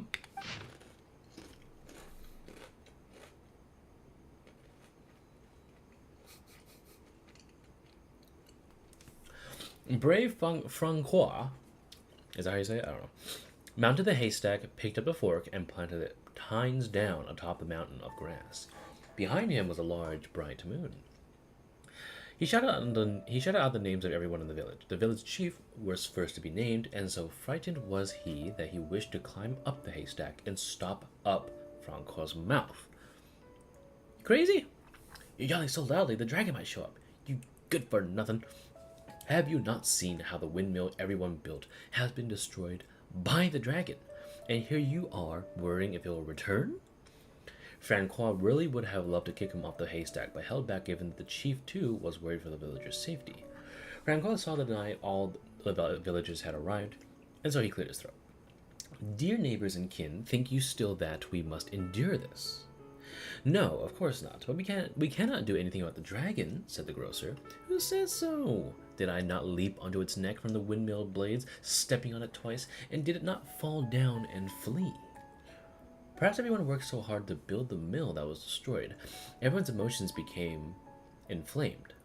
Lifting their fists, they decided to take on the dragon. But Francois lifted his own hands and calmed the crowd. Let us go home for today, everyone. Everyone's present lack of self-preservation is not bravery, but rather wrath. If we yet desire to face danger after calming ourselves, only then may we truthfully call our sentiment valor. So, everyone went home. The next day, there were still many youngsters who wished to follow Francois into taking on the wicked dragon. Who would have known that the valiant possessed the protection of the goddess's radiant charter? Encountering the true valor, the dragon could neither spout fire nor slash with claws, and was forced to allow the other party to call pauses and switch personnel. So, after several days and nights of fierce fighting, the wicked dragon could no longer bear it and chose to surrender. Double A.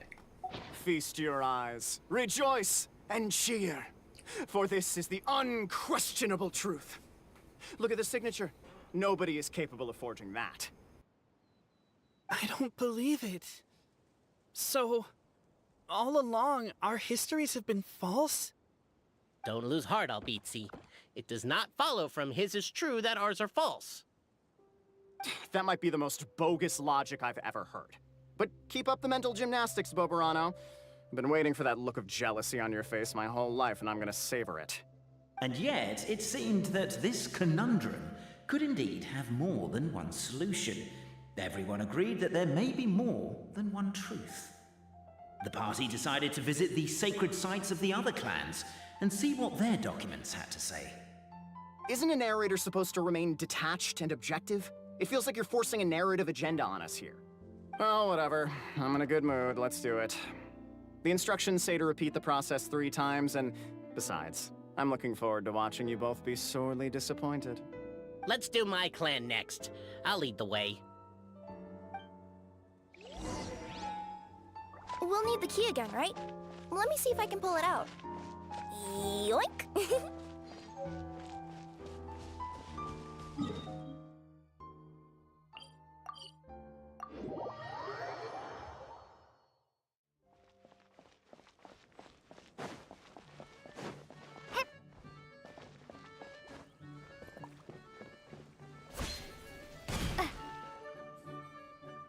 The party finds no pedestal in which to place the great clockwork key, only a locked door. Where's your clan's pedestal? Let me guess, you hid it away in advance to save yourself the embarrassment of having it exposed as a fake? You done? Okay. Now, since my clan's main claim to fame is... Misinformation, half-truths, and fabrication. Ah, shut up, Cape. Shut up, Cape. I swear, if I wind up dead one day, the murderer was Boberano. Let those be my last words. My clan's claim to fame is that we outwitted the Dragon of Old and stole its treasure. Ergo, all articles of value that we own, including the pedestal for the clockwork key, lie behind that door. So, next step is open the door? Almost. There's one step before that. The door is protected by a smart interrogation system. We have to answer its questions, and if we get them wrong, we will alert law enforcement. Jeez. Well, do you at least know the answers? The correction fluid of time has dyed white the pages of the Book of Wisdom. No, I don't know the answers. But worry not, I had a quick word with the constabulary in advance. They'll ignore the alarm if we get the questions wrong, so answer without fear.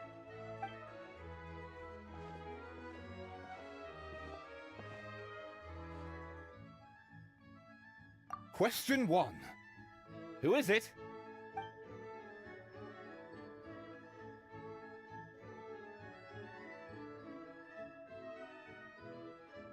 The great yokai, Nekomata in boots. And the trusty travel guide, Pixie! Travel guide. Trusty travel guide! Question 2. By which virtue did the ancients defeat the dragon?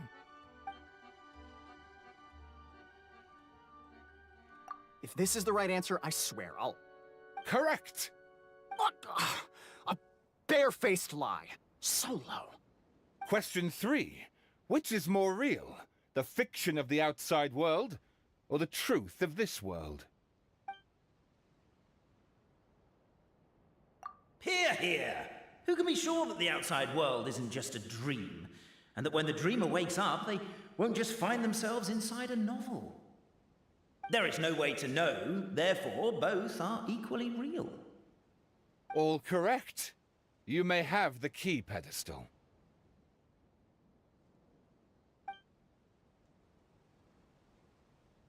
Traveler Marquis, you know what must be done. Please insert the great clockwork key. Oh, and this is my family crest.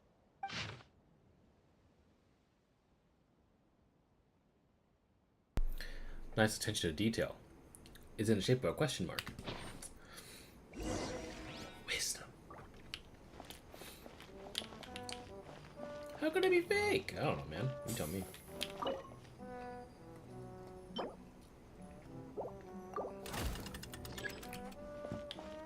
Okay, let me grab your shit first. Oh, I can't. Okay. Well.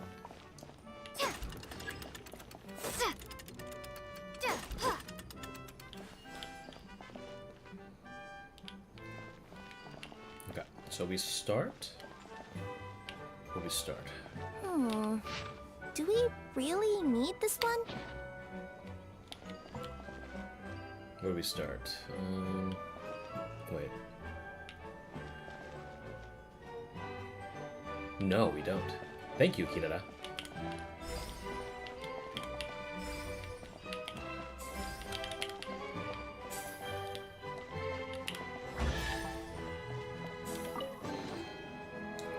Now, let me see what elaborate fiction the Clan of Wisdom was able to conjure up. If anyone's listening, I would like to submit these as my last words. I surrender. I'm the one who murdered Cappy.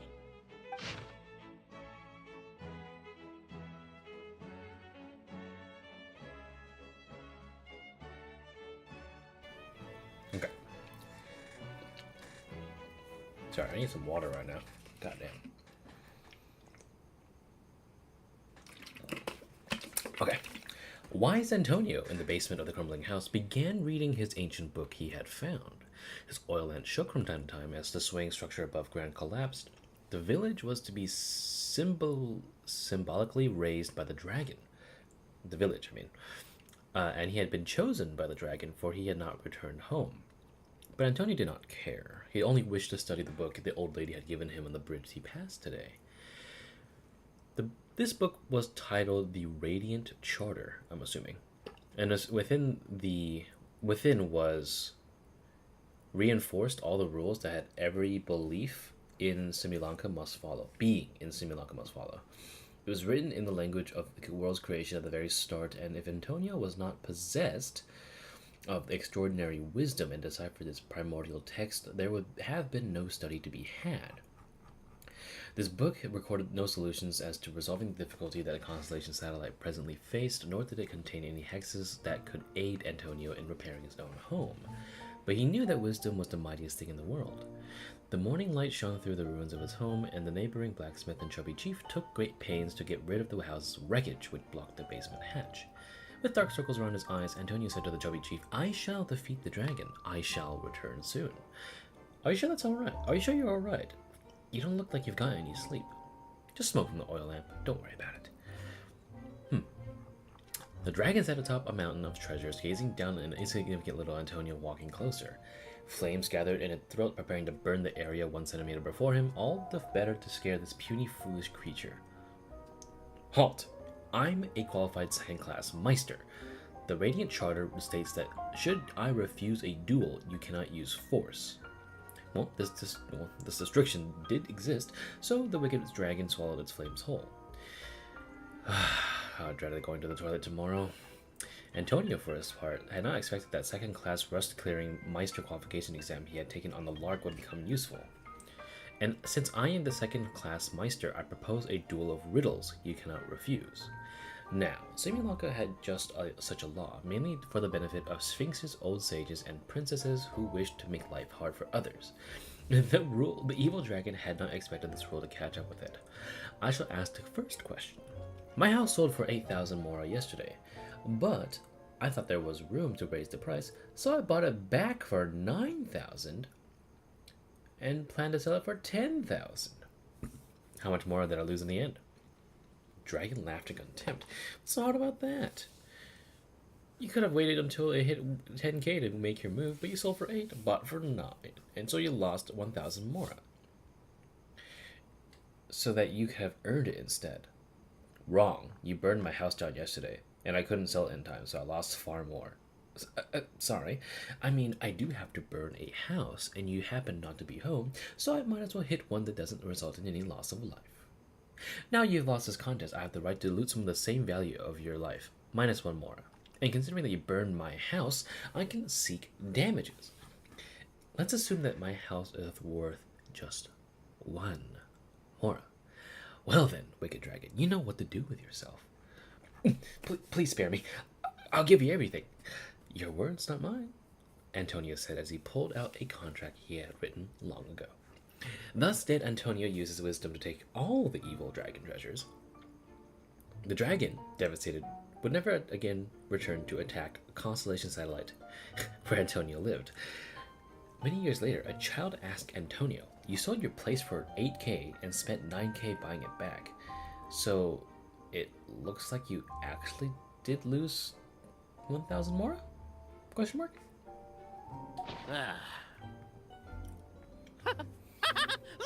Look! My clan's history is true as well!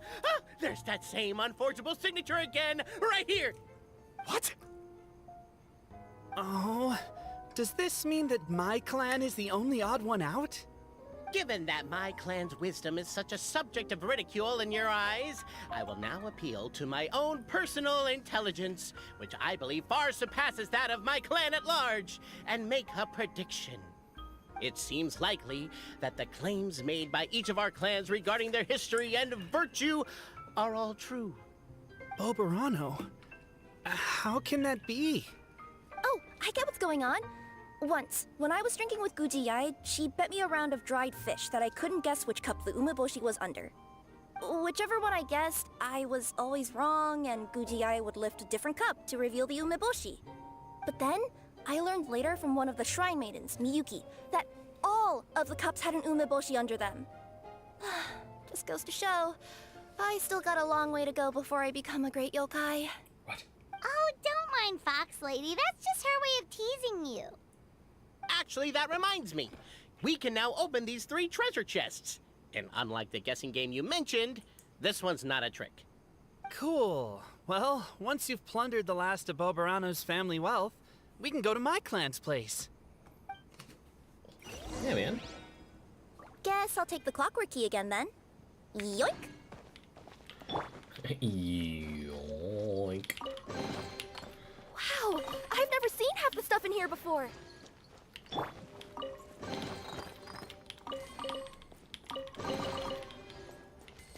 And thus, all your valuables became fodder for my artifacts. Alright, let's go to the sacred site of the Albizi clan? Oh, hi guys. What are you guys doing? Adjust the picture composition to what you think is appropriate.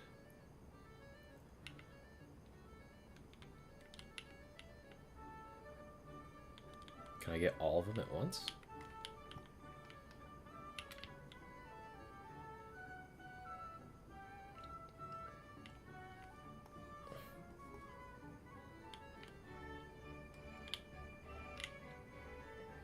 How about I do this? A wonderful shot. It's literally just a money shot. Oh,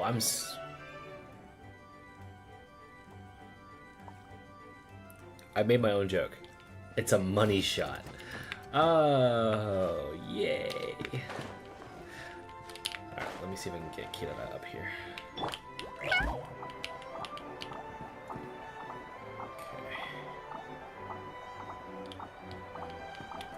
I did not know she would do this.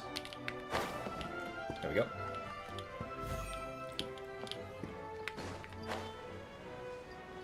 The person stabbed a knife into one and had the scammer flip the other 2 as a trick, as they usually only flip the one you chose.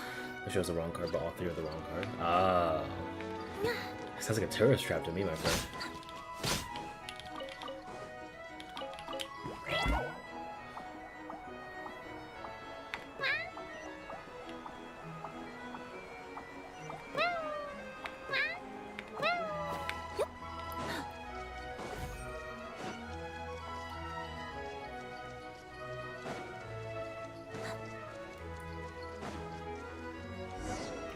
Floating people? The cohort of truth seekers followed Albizi to his clan's sacred site. They arrived to the site of a giant guard towering over them. Albizi. Up ahead is my clan's gigantified guard. He can be a little pig-headed, and he's incredibly strong. Your weapons won't even scratch him. Wait, but wasn't Kappe's clan the one that's all about strength? So, what do you guys believe in then? Oh, the guard is one of Kappe's people. Size is a coveted trait in the clan of strength, after all. Mine is the clan of empathy, and our key contribution is growth serum. What's empathetic about that? Hey man, it makes people looking at those sides feel a little better. Our ancestors believed that, just maybe, the dragon of old didn't mean us any harm at all. Perhaps the dragon simply didn't notice us, since we are so very tiny. So, they drank the growth serum and grew even larger than the dragon. Then, they set the dragon down, calmly explained their perspective, and eventually taught it how to empathize. The serum isn't what it once was, though. Nowadays, it doesn't make you grow all that much, and it actually makes you lose your empathy. So, I advise we take a detour. Despite Albizzi's words of caution, somebody, no doubt, has other ideas. Surely we could avoid a conflict with the guard, they think to themselves, if we could just try to understand one another. You could, of course, just take the path to your left and go around. But some people are gluttons for punishment. It's all part of the experience, I suppose. You right. We going forward. What's up, guards? We're gonna need more dialogue. Hi. Okay. Everyone, I have returned. I come with the long-awaited Marquis and their followers to search for the lost origins of our clan. Well, we weren't told anything about that this morning. Get out of here. Leave us alone. I see. The giant guards scoop you all up and throw you back outside. No one's able to fight back. You and Albizzi only wanted to strike up a conversation with the guard. But since greeting you wasn't one of the items included in today's schedule, the relationship quickly soured. If you're just looking for a way in, why not consider taking the path on your left?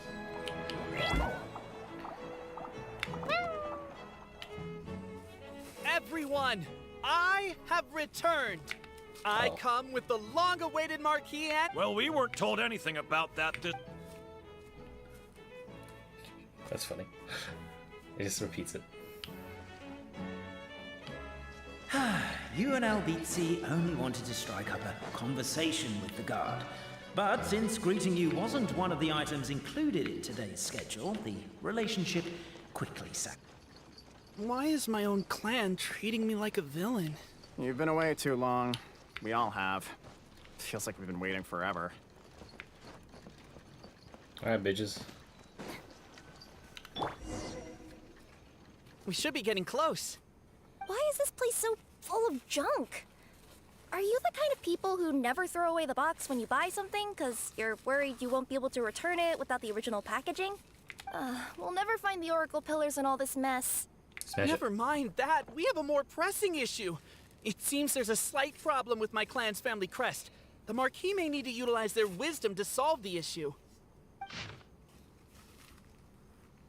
Oh, come on. That's not too fucking bad. Just an E. Wisdom too, huh? Well, you guys have a bit of everything, don't you? Except empathy. I can think of that. I can think of that voice too, you know. Over here! Keep the noise down! We don't want to alert the guard. Huh? What'd you say? Can't you destroy the boxes a little more quietly? What'd you say? Huh? Starfall!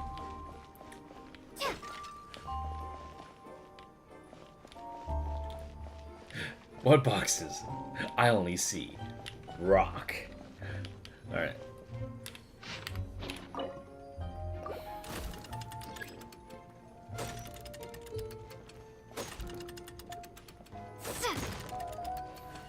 Okay.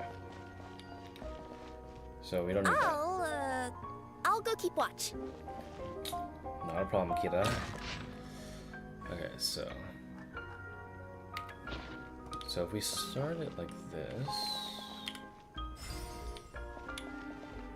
Oh, it has to start from here? Oh. Wait, no, that's not too bad. Hold on. Let me take that back. Do I click this one to restart it?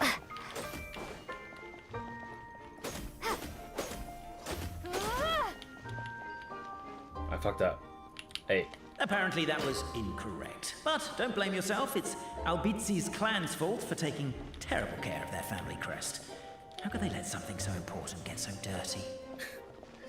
How do I fix this? Do I hit it? Okay, I do. Okay, thank God. Okay, so we go this way. God damn it. Okay, here.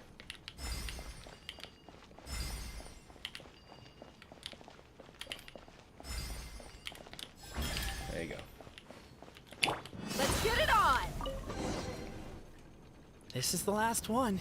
You should use it only. It's fine. Galileo and Alberto did many good deeds again today.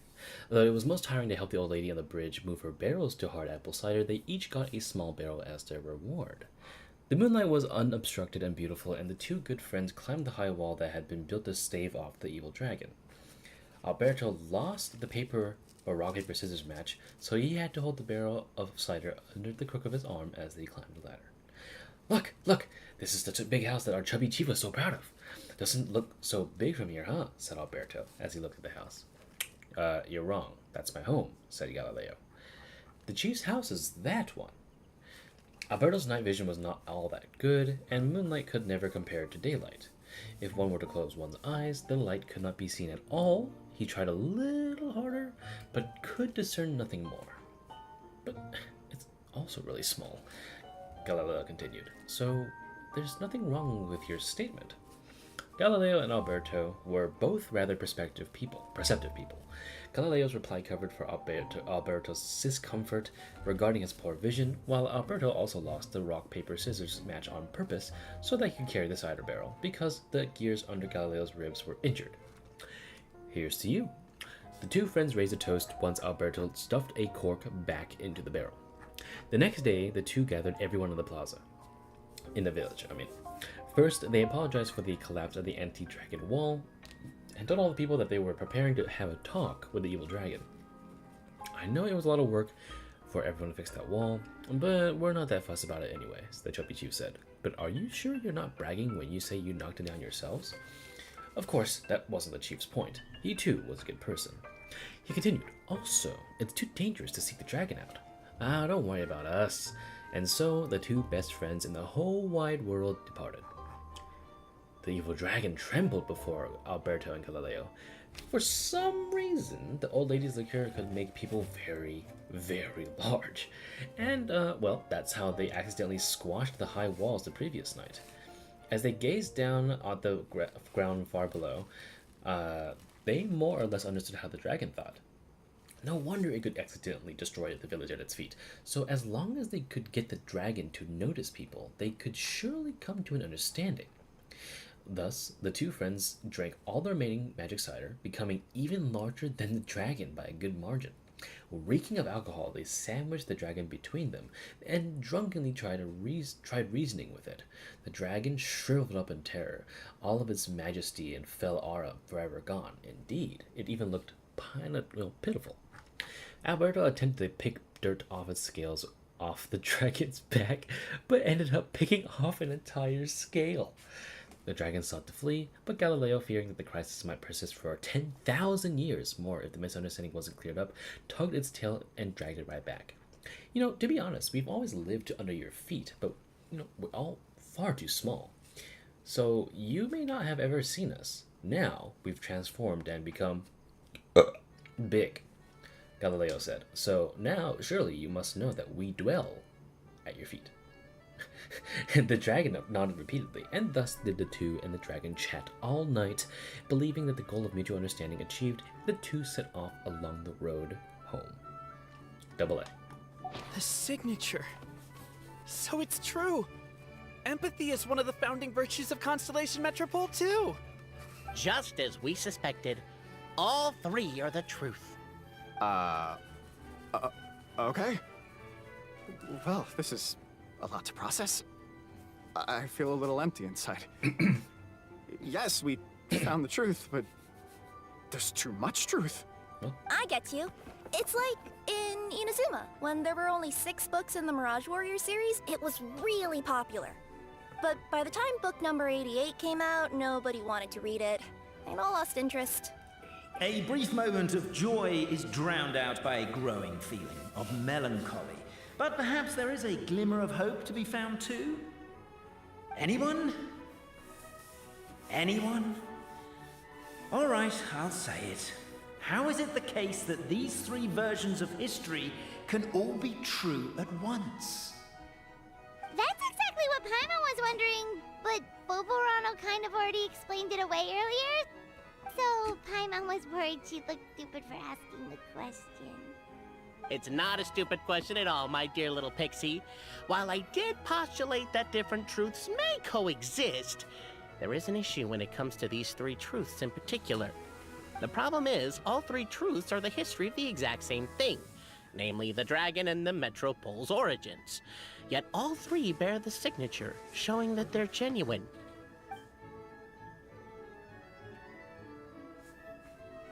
Suddenly, the sound of a bell rings out.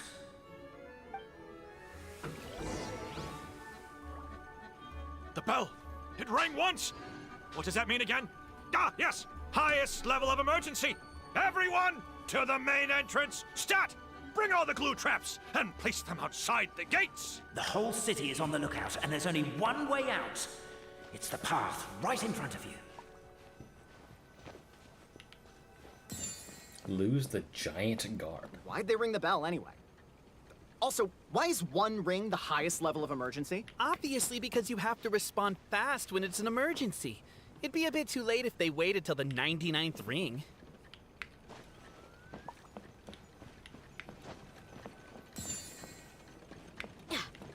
Hold on. What happens if I try to get caught? I want to see this. What's up, bitches? Oh, Jesus, that scared me. They walk really fast. Drop!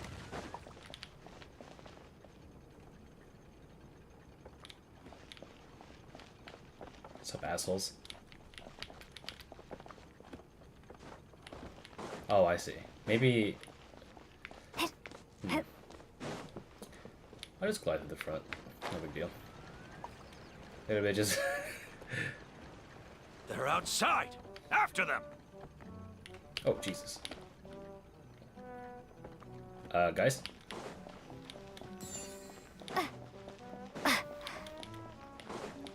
How does it get stuck? Hold on. You can get stuck. Oh, they just slow you down a little bit. I'll just jump over it.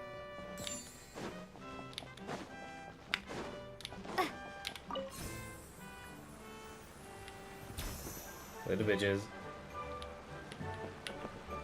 You gonna try coming to me?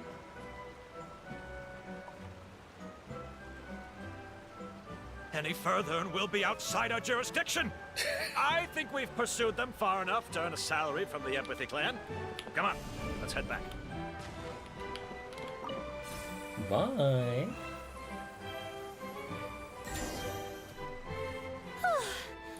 We made it out. Don't know if we'll still be needing this clockwork key, but I yoinked it out before we ran, just in case. Okay, but back to the truth problem. There are 3 conflicting versions of the truth, and somehow they're all still true. What is that supposed to mean? I don't know. I doubt anyone here in Simulanka can make sense of it. All we do know is that any manuscript bearing her signature has to be valid. Well, she is the goddess of fate, the creator of all this. And all these manuscripts are her grand design. The reason we argued about who was right was that we didn't know enough about the truth of the past. But now we have the truth. So we just have to accept it. As surely as we will follow the clockwork path designed for us, so is this the course that history has taken. It is clear and incontrovertible. We will never argue again. Thank you all. Is that all there is to it? Is this where the decision made at the first crossroads of destiny has led us to? A pointlessly happy ending?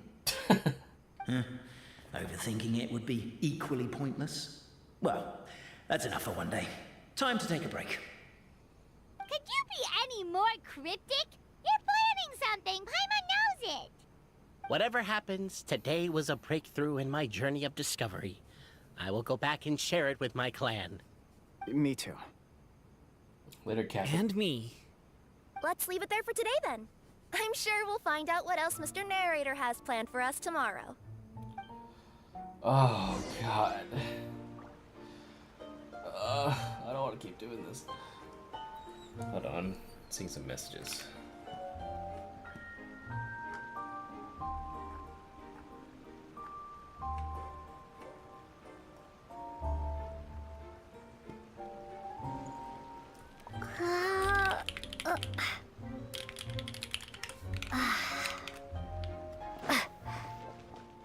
8 o'clock next day.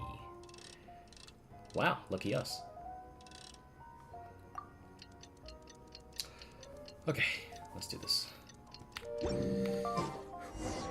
What a beautiful day, thought the traveller, before she was overcome by a creeping sense of foreboding. The voice in her head grew louder. Must go to Pendulum Lane. Pendulum Lane is just up ahead. Something must have happened here after all. Everyone's crowded around. Uh-oh. Cap it. Cap it, you good? Cap it. Oh my god, this is terrible! I don't understand. The three great clans of Constellation Metropole have finally made peace with each other. Who could have done this? What happened? Oh no, someone's lying on the ground. Cappy! How did this happen? Cappy, you idiot! Wake up! You need to revise your last words or everyone's gonna start suspecting me! Last words? What did he say? You dumb asshole. If I wind up dead one day, the murderer was Boberano. Ugh, you could have at least pretended to not remember it. I'm sorry, Boberano, but this is an interrogation. I have to give the detective straight answers. Don't worry, Boberano. I don't consider you a suspect, nor do I have the authority to charge anyone with a crime. So, are you the last people to have had contact with him? Yeah. My sincere condolences. You were travel companions, right? It's a real tragedy. I'm afraid he'll be out cold for another hour and a half, at least. Huh? He's just knocked out, lol. Yeah, I know. It's despicable. Hitting someone in the back of the head is the second worst act of cruelty there is. The first being replacing their gear oil with extra strong glue. So, Cappy's not dead? His gears, metal frame, and shell are all still in excellent condition. It's just his energy supply that's been all messed up. Wait. But surely you can't be suggesting that just because Cape isn't broken, there's no need to go looking for the culprit. No! There's a need! Huge need! Unfortunately, this is rapidly turning into a cold case. There's no evidence and no witnesses. Unless there's an official clockwork pedestal or the goddess of prophecy around here somewhere. Excuse me. Then suddenly the long-lost dragon of old flew across the sky. We get to see the dragon finally? Where? I didn't see anything. Wait, why can't I move? Oh, my mistake. It was just a cloud. Or a bird. Or something. If only we could turn time backwards and replay the crime. Isn't that one of those, clockwork socket things right behind you? Boberano said he confessed? I don't know. So it is. No wonder everyone here is suddenly struggling to move. Traveller, if you please, let's recreate the crime scene. God. I love this event so fucking much.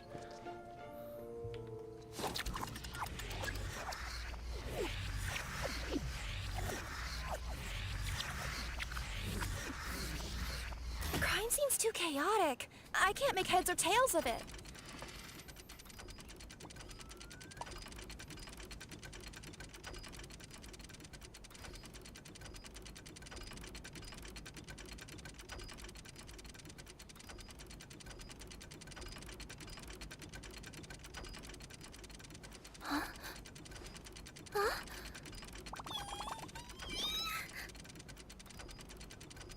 He just fucking jumped up and died. What the fuck?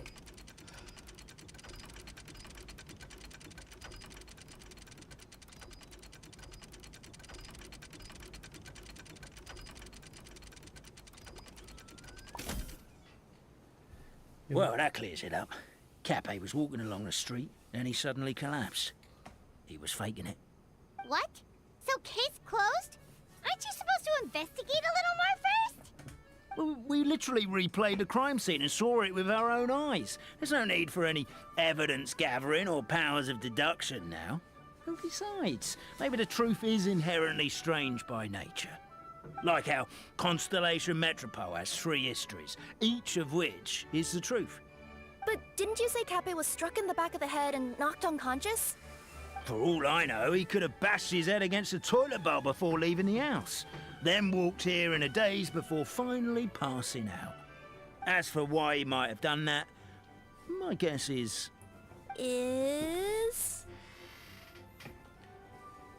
With the Supreme Clan question left unanswered and the tension in Constellation Metropole suddenly wiped away, he was looking to create a new source of conflict. Only then would the city feel alive again.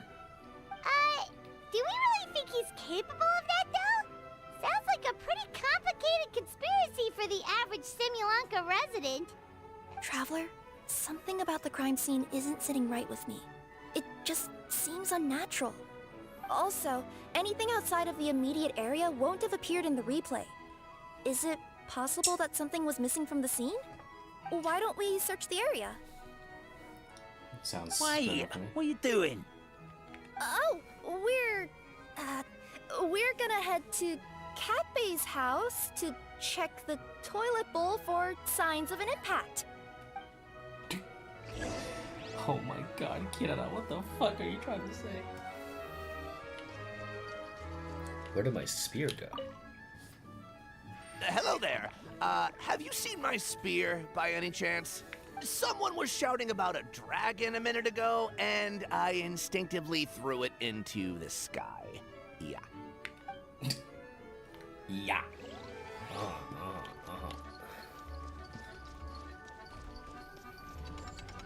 What's up, Kirara? Hey, you're not from these parts, are you? Just visiting? Yep, that's right. Why? What's up? Ah, well, I was gonna offer you a great job in the Titanium mines. A safe and secure working environment.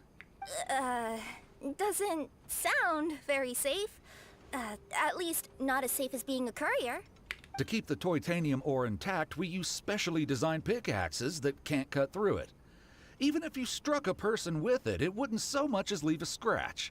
And in terms of labor intensity, the work has been rated as Class 2 physical labor by a reputable organization. Even cats can do it. I'm not. Never mind. I give up. Welcome to Paimon's world. Mind you, I don't know what happened today, but somehow a pickaxe has gone missing. Maybe one of the giant guards broke it down, so someone took it to perform a rapid resuscitation procedure. I didn't notice that was gone. Sounds pretty brutal for a first aid technique. Still, a missing pickaxe. Huh. Is it just me, Traveler, or does it seem kinda suspicious?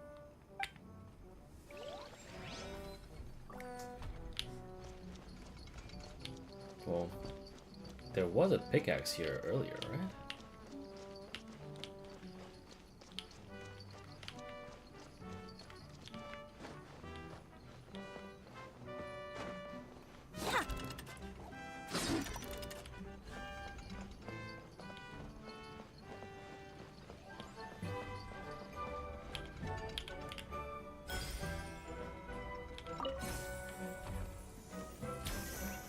Oh, there's actually marked out spaces for you. Okay, cool.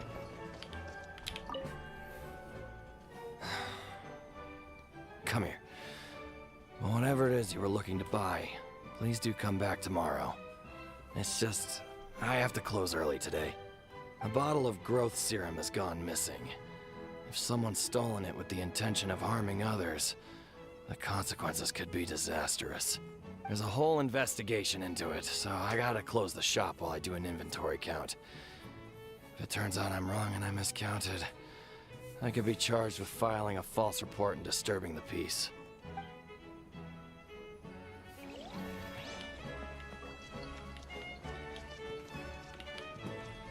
There's a strange potion bottle here. Looks so weird. Let's take it. Do I just give it back to this guy?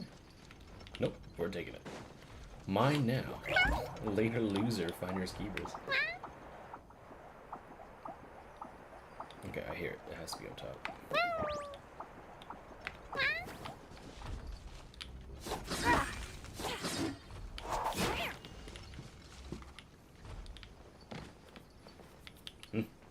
Oh, I see. A pickaxe?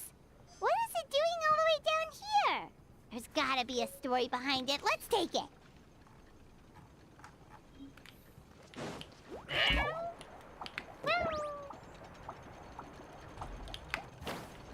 Didn't mean to do that.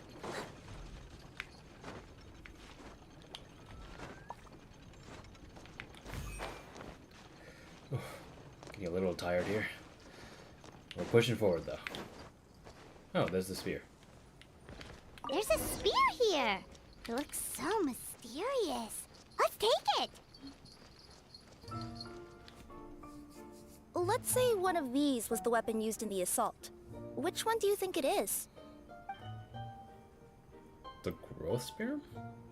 The guard's spear? If so, there's no way his head would still be in such good shape. He'd have a big dent in the back. And if the guard is to be believed, he had the spear in his possession right up until that guy shouted about the dragon. Let's say one of these was the weapon used...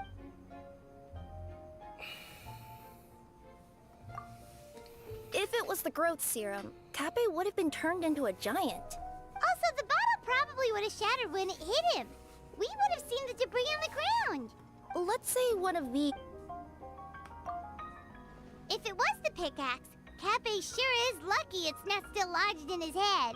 Actually, you're wrong there, Paimon. The foreman at the mine was just saying, this kind of pickaxe is designed not to damage titanium, so it couldn't cause any superficial damage to residents here. But you could probably knock someone out if you hit them hard enough, and it wouldn't leave a scratch. Let's take this back to the crime scene and replay it one more time.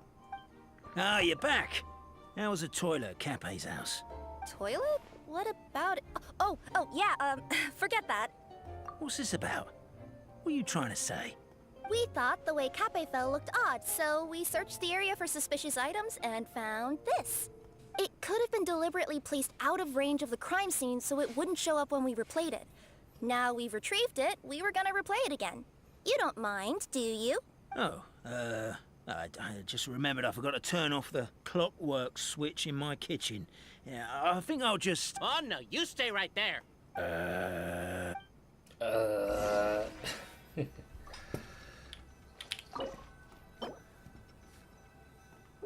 We should be good now. Alright, here goes.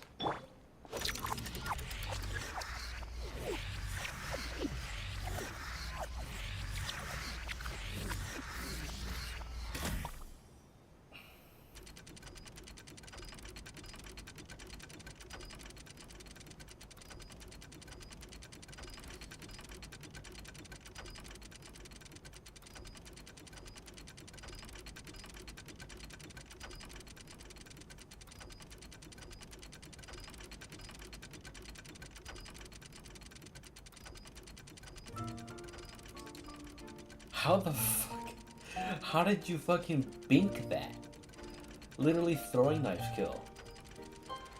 What a god.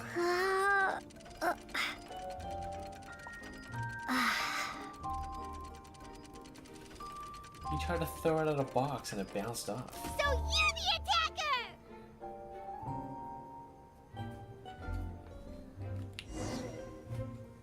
So, it was you!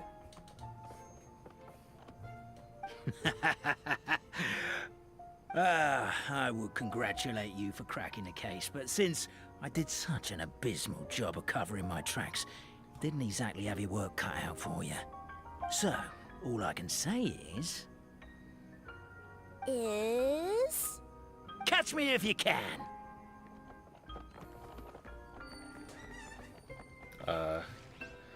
It's not very difficult. We have a runner! That's it! Let me at him! The would-be Marquis of Carabas dispatched the Necromancer in boots, who ran off in pursuit of the poor little minion.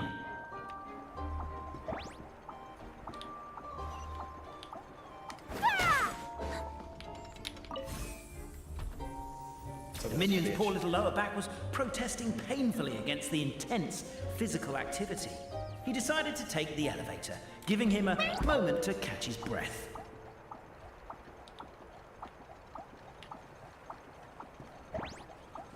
Really? His lower back asked. But the minion had no other choice. He resolved to make the jump down. By this point, the Necromata in boots was gasping for air. The minion was huffing and puffing, even more loudly. But we'll ignore it. I'm not! Don't underestimate the gold-level courier of the Komania Express! A characteristically catty response from the Necromata. Tell me, what do you hope to gain from bullying me? I get to let off some steam!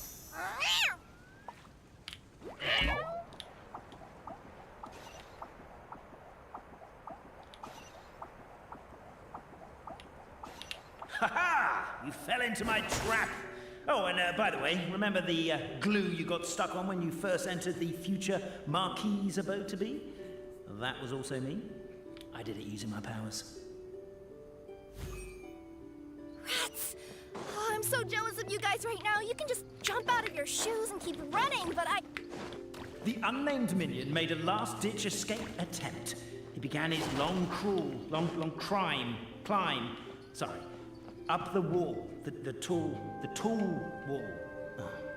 He began his long climb up the tall wall. You call that a tall wall? In urgent Neko parcel mode, I'll scale it in no time.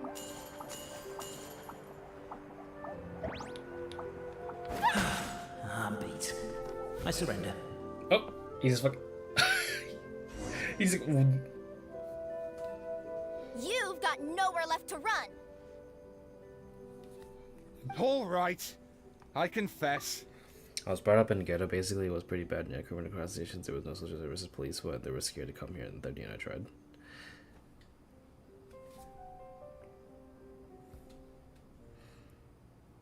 The power of my own life, you gotta come here. Well, you're here today, and that's what matters.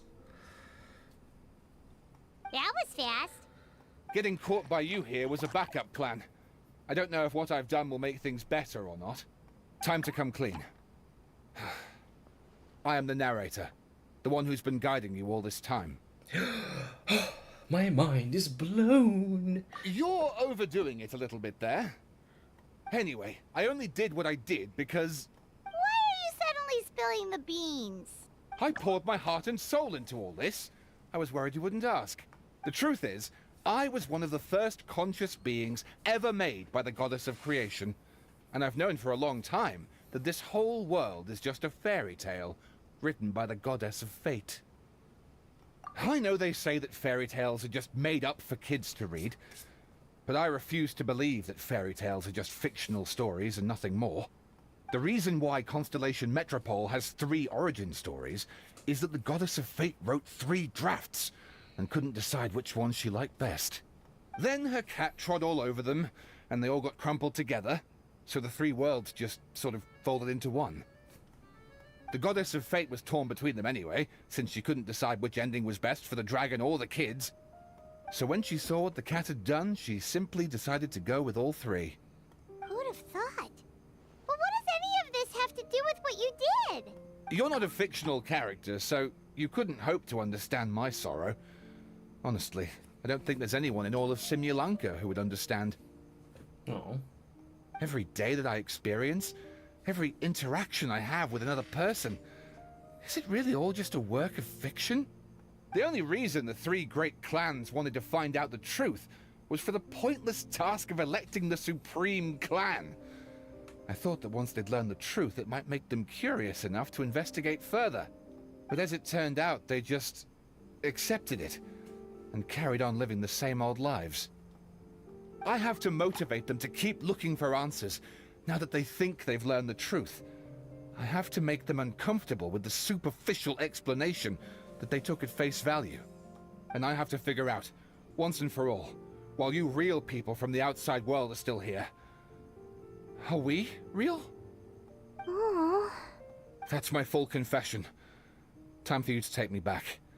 I'm guessing I'll probably be forced to make a public apology, then sentenced to half a day in solitary confinement. I definitely deserve half a day. Oh, also, pass this message on to Cape, Bobarano, and Albizzi, if you could. The Great Clockwork Key was originally put in place jointly by the ancestors of the 3 clans. If the 3 of them had any ability to cooperate whatsoever, they'd have been able to remove it by themselves. Over all these years, not once have they ever tried removing it together. Oh, my poor child. There's one thing you've been mistaken about this whole time. Ah! Whose voice is that? Detective? Was that you? Your voice acting's actually pretty good. The reason fairy tales are suitable for children is that they help them to understand the world. Fairy tales may be works of fiction, but at their heart lies an internal logic that is undoubtedly real-world truth in a condensed form. Perhaps they simplify good and evil, and perhaps they hide the darkness in metaphors. But let there be no doubt. The world within fairy tales is as real as can be. And by extension, you and your compatriots are also real. Goddess! Is it really you? The line that separates footnotes from narrative can never be crossed. Never the two shall meet. This is why you have never heard my voice before. But now you wish to break free from the story, and there's a cat nearby, so you can hear my echo. Necromora! Just... your echo? Oh, poor detective. So... we are a part of the real world too.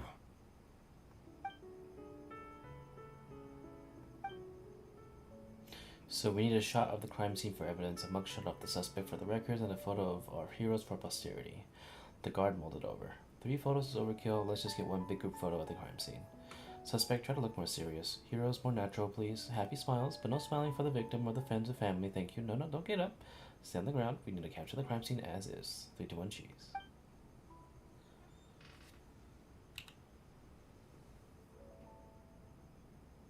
Weirdest photo experience of my life. Am I American? What time is it? It's 3 p.m. for you. It is 5:15 a.m. for me. I am Western time, so.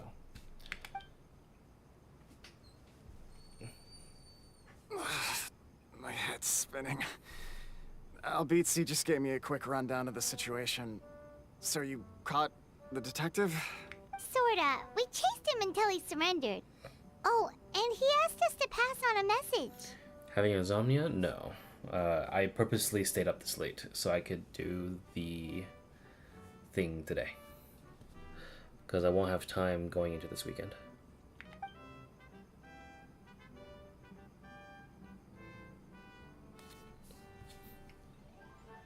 Does he really think we didn't try that? 'Cause we did, after 6 months in that place. Ah, that was my bad. I thought it was a stupid idea at the time, so I didn't really exert myself. I also sort of stopped trying after 3 years. You... Never mind. I'm partly to blame as well. On the second attempt, I just hugged the key and pretended like I was pulling as hard as I could. You guys are so lazy. My granny's neighbor's pet cat has nothing on you, and it spends all day, every day sunbathing. Anyway, you said you heard the voice of the Goddess of Fate at the end? That's amazing. There's also some summer event in the game. Yeah, I know. There is a world beyond our own after all. What would you guys say to taking a trip to the outside world sometime? Otherwise, I got bashed in the back of the head for nothing. Depends. Do either of you know how to get there? But yes, I agree we should go. And not invite the detective, just to annoy him. But maybe the reason we've never worried about whether we're real or not is that, unlike him, we weren't there to witness the creation of this world. We've never had any reason to doubt that we're real. If someone ever convinced me that these delightful dimwits, Cape and Albizzi, weren't real, oh, I'd be devastated.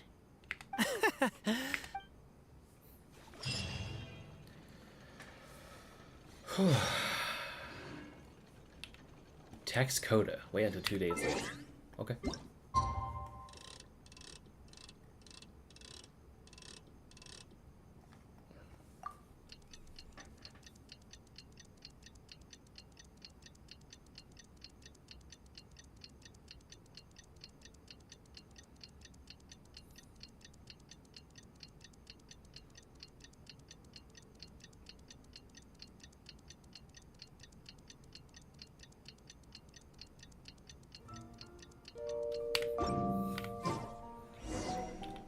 Go to the future Marquis abode to be, return the Great Clockwork Key.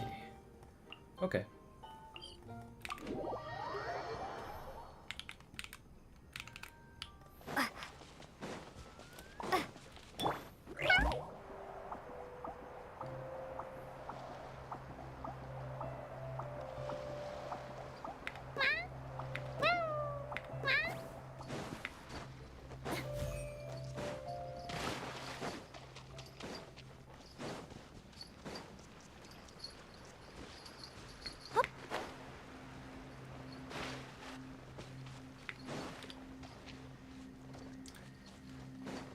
Jeez. How do you get your messages all redirected?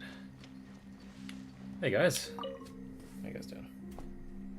Well, if it isn't the Marquis of Carabas, along with her cat and little fairy. I think we should probably stop this now. Surely it's time that Lynette and I drop those roles. In theory, it should all be over now, but I remember hearing that the point of the ceremony was to help people transition from one mental state to another. To bid farewell to the title of Marquis of Carabas once more and for all, you can bring things to a close with a touch of formality. As the Nakamata bids farewell to her boots, through the reflection are we wiser to the nature of the earth. Or truth, sorry.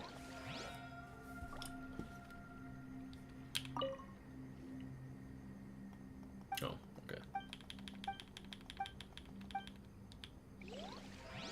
Okay. Let's finish the day.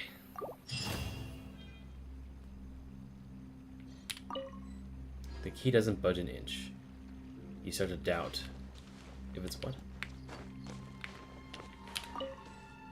If you use enough force.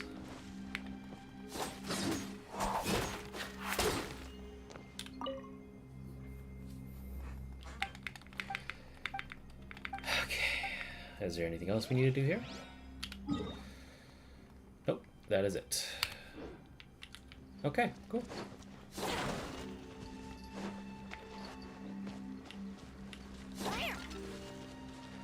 Okay, I am very tired, but I hope all of you have a fantastic Friday. I'm gonna give someone a Chinese lesson, and I'm going to bed, because I have to work in like 7 hours.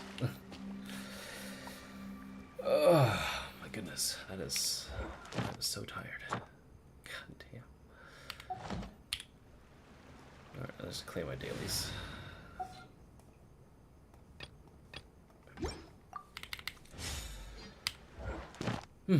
Alright. Thanks for tuning in, everyone. Sorry that I got quiet at the end. I'm not used to staying up this long, but only if I usually do it. I do it for like Honkai Star Rail streams, but oh man, okay. I'm tired. Appreciate you guys coming by. It's been good.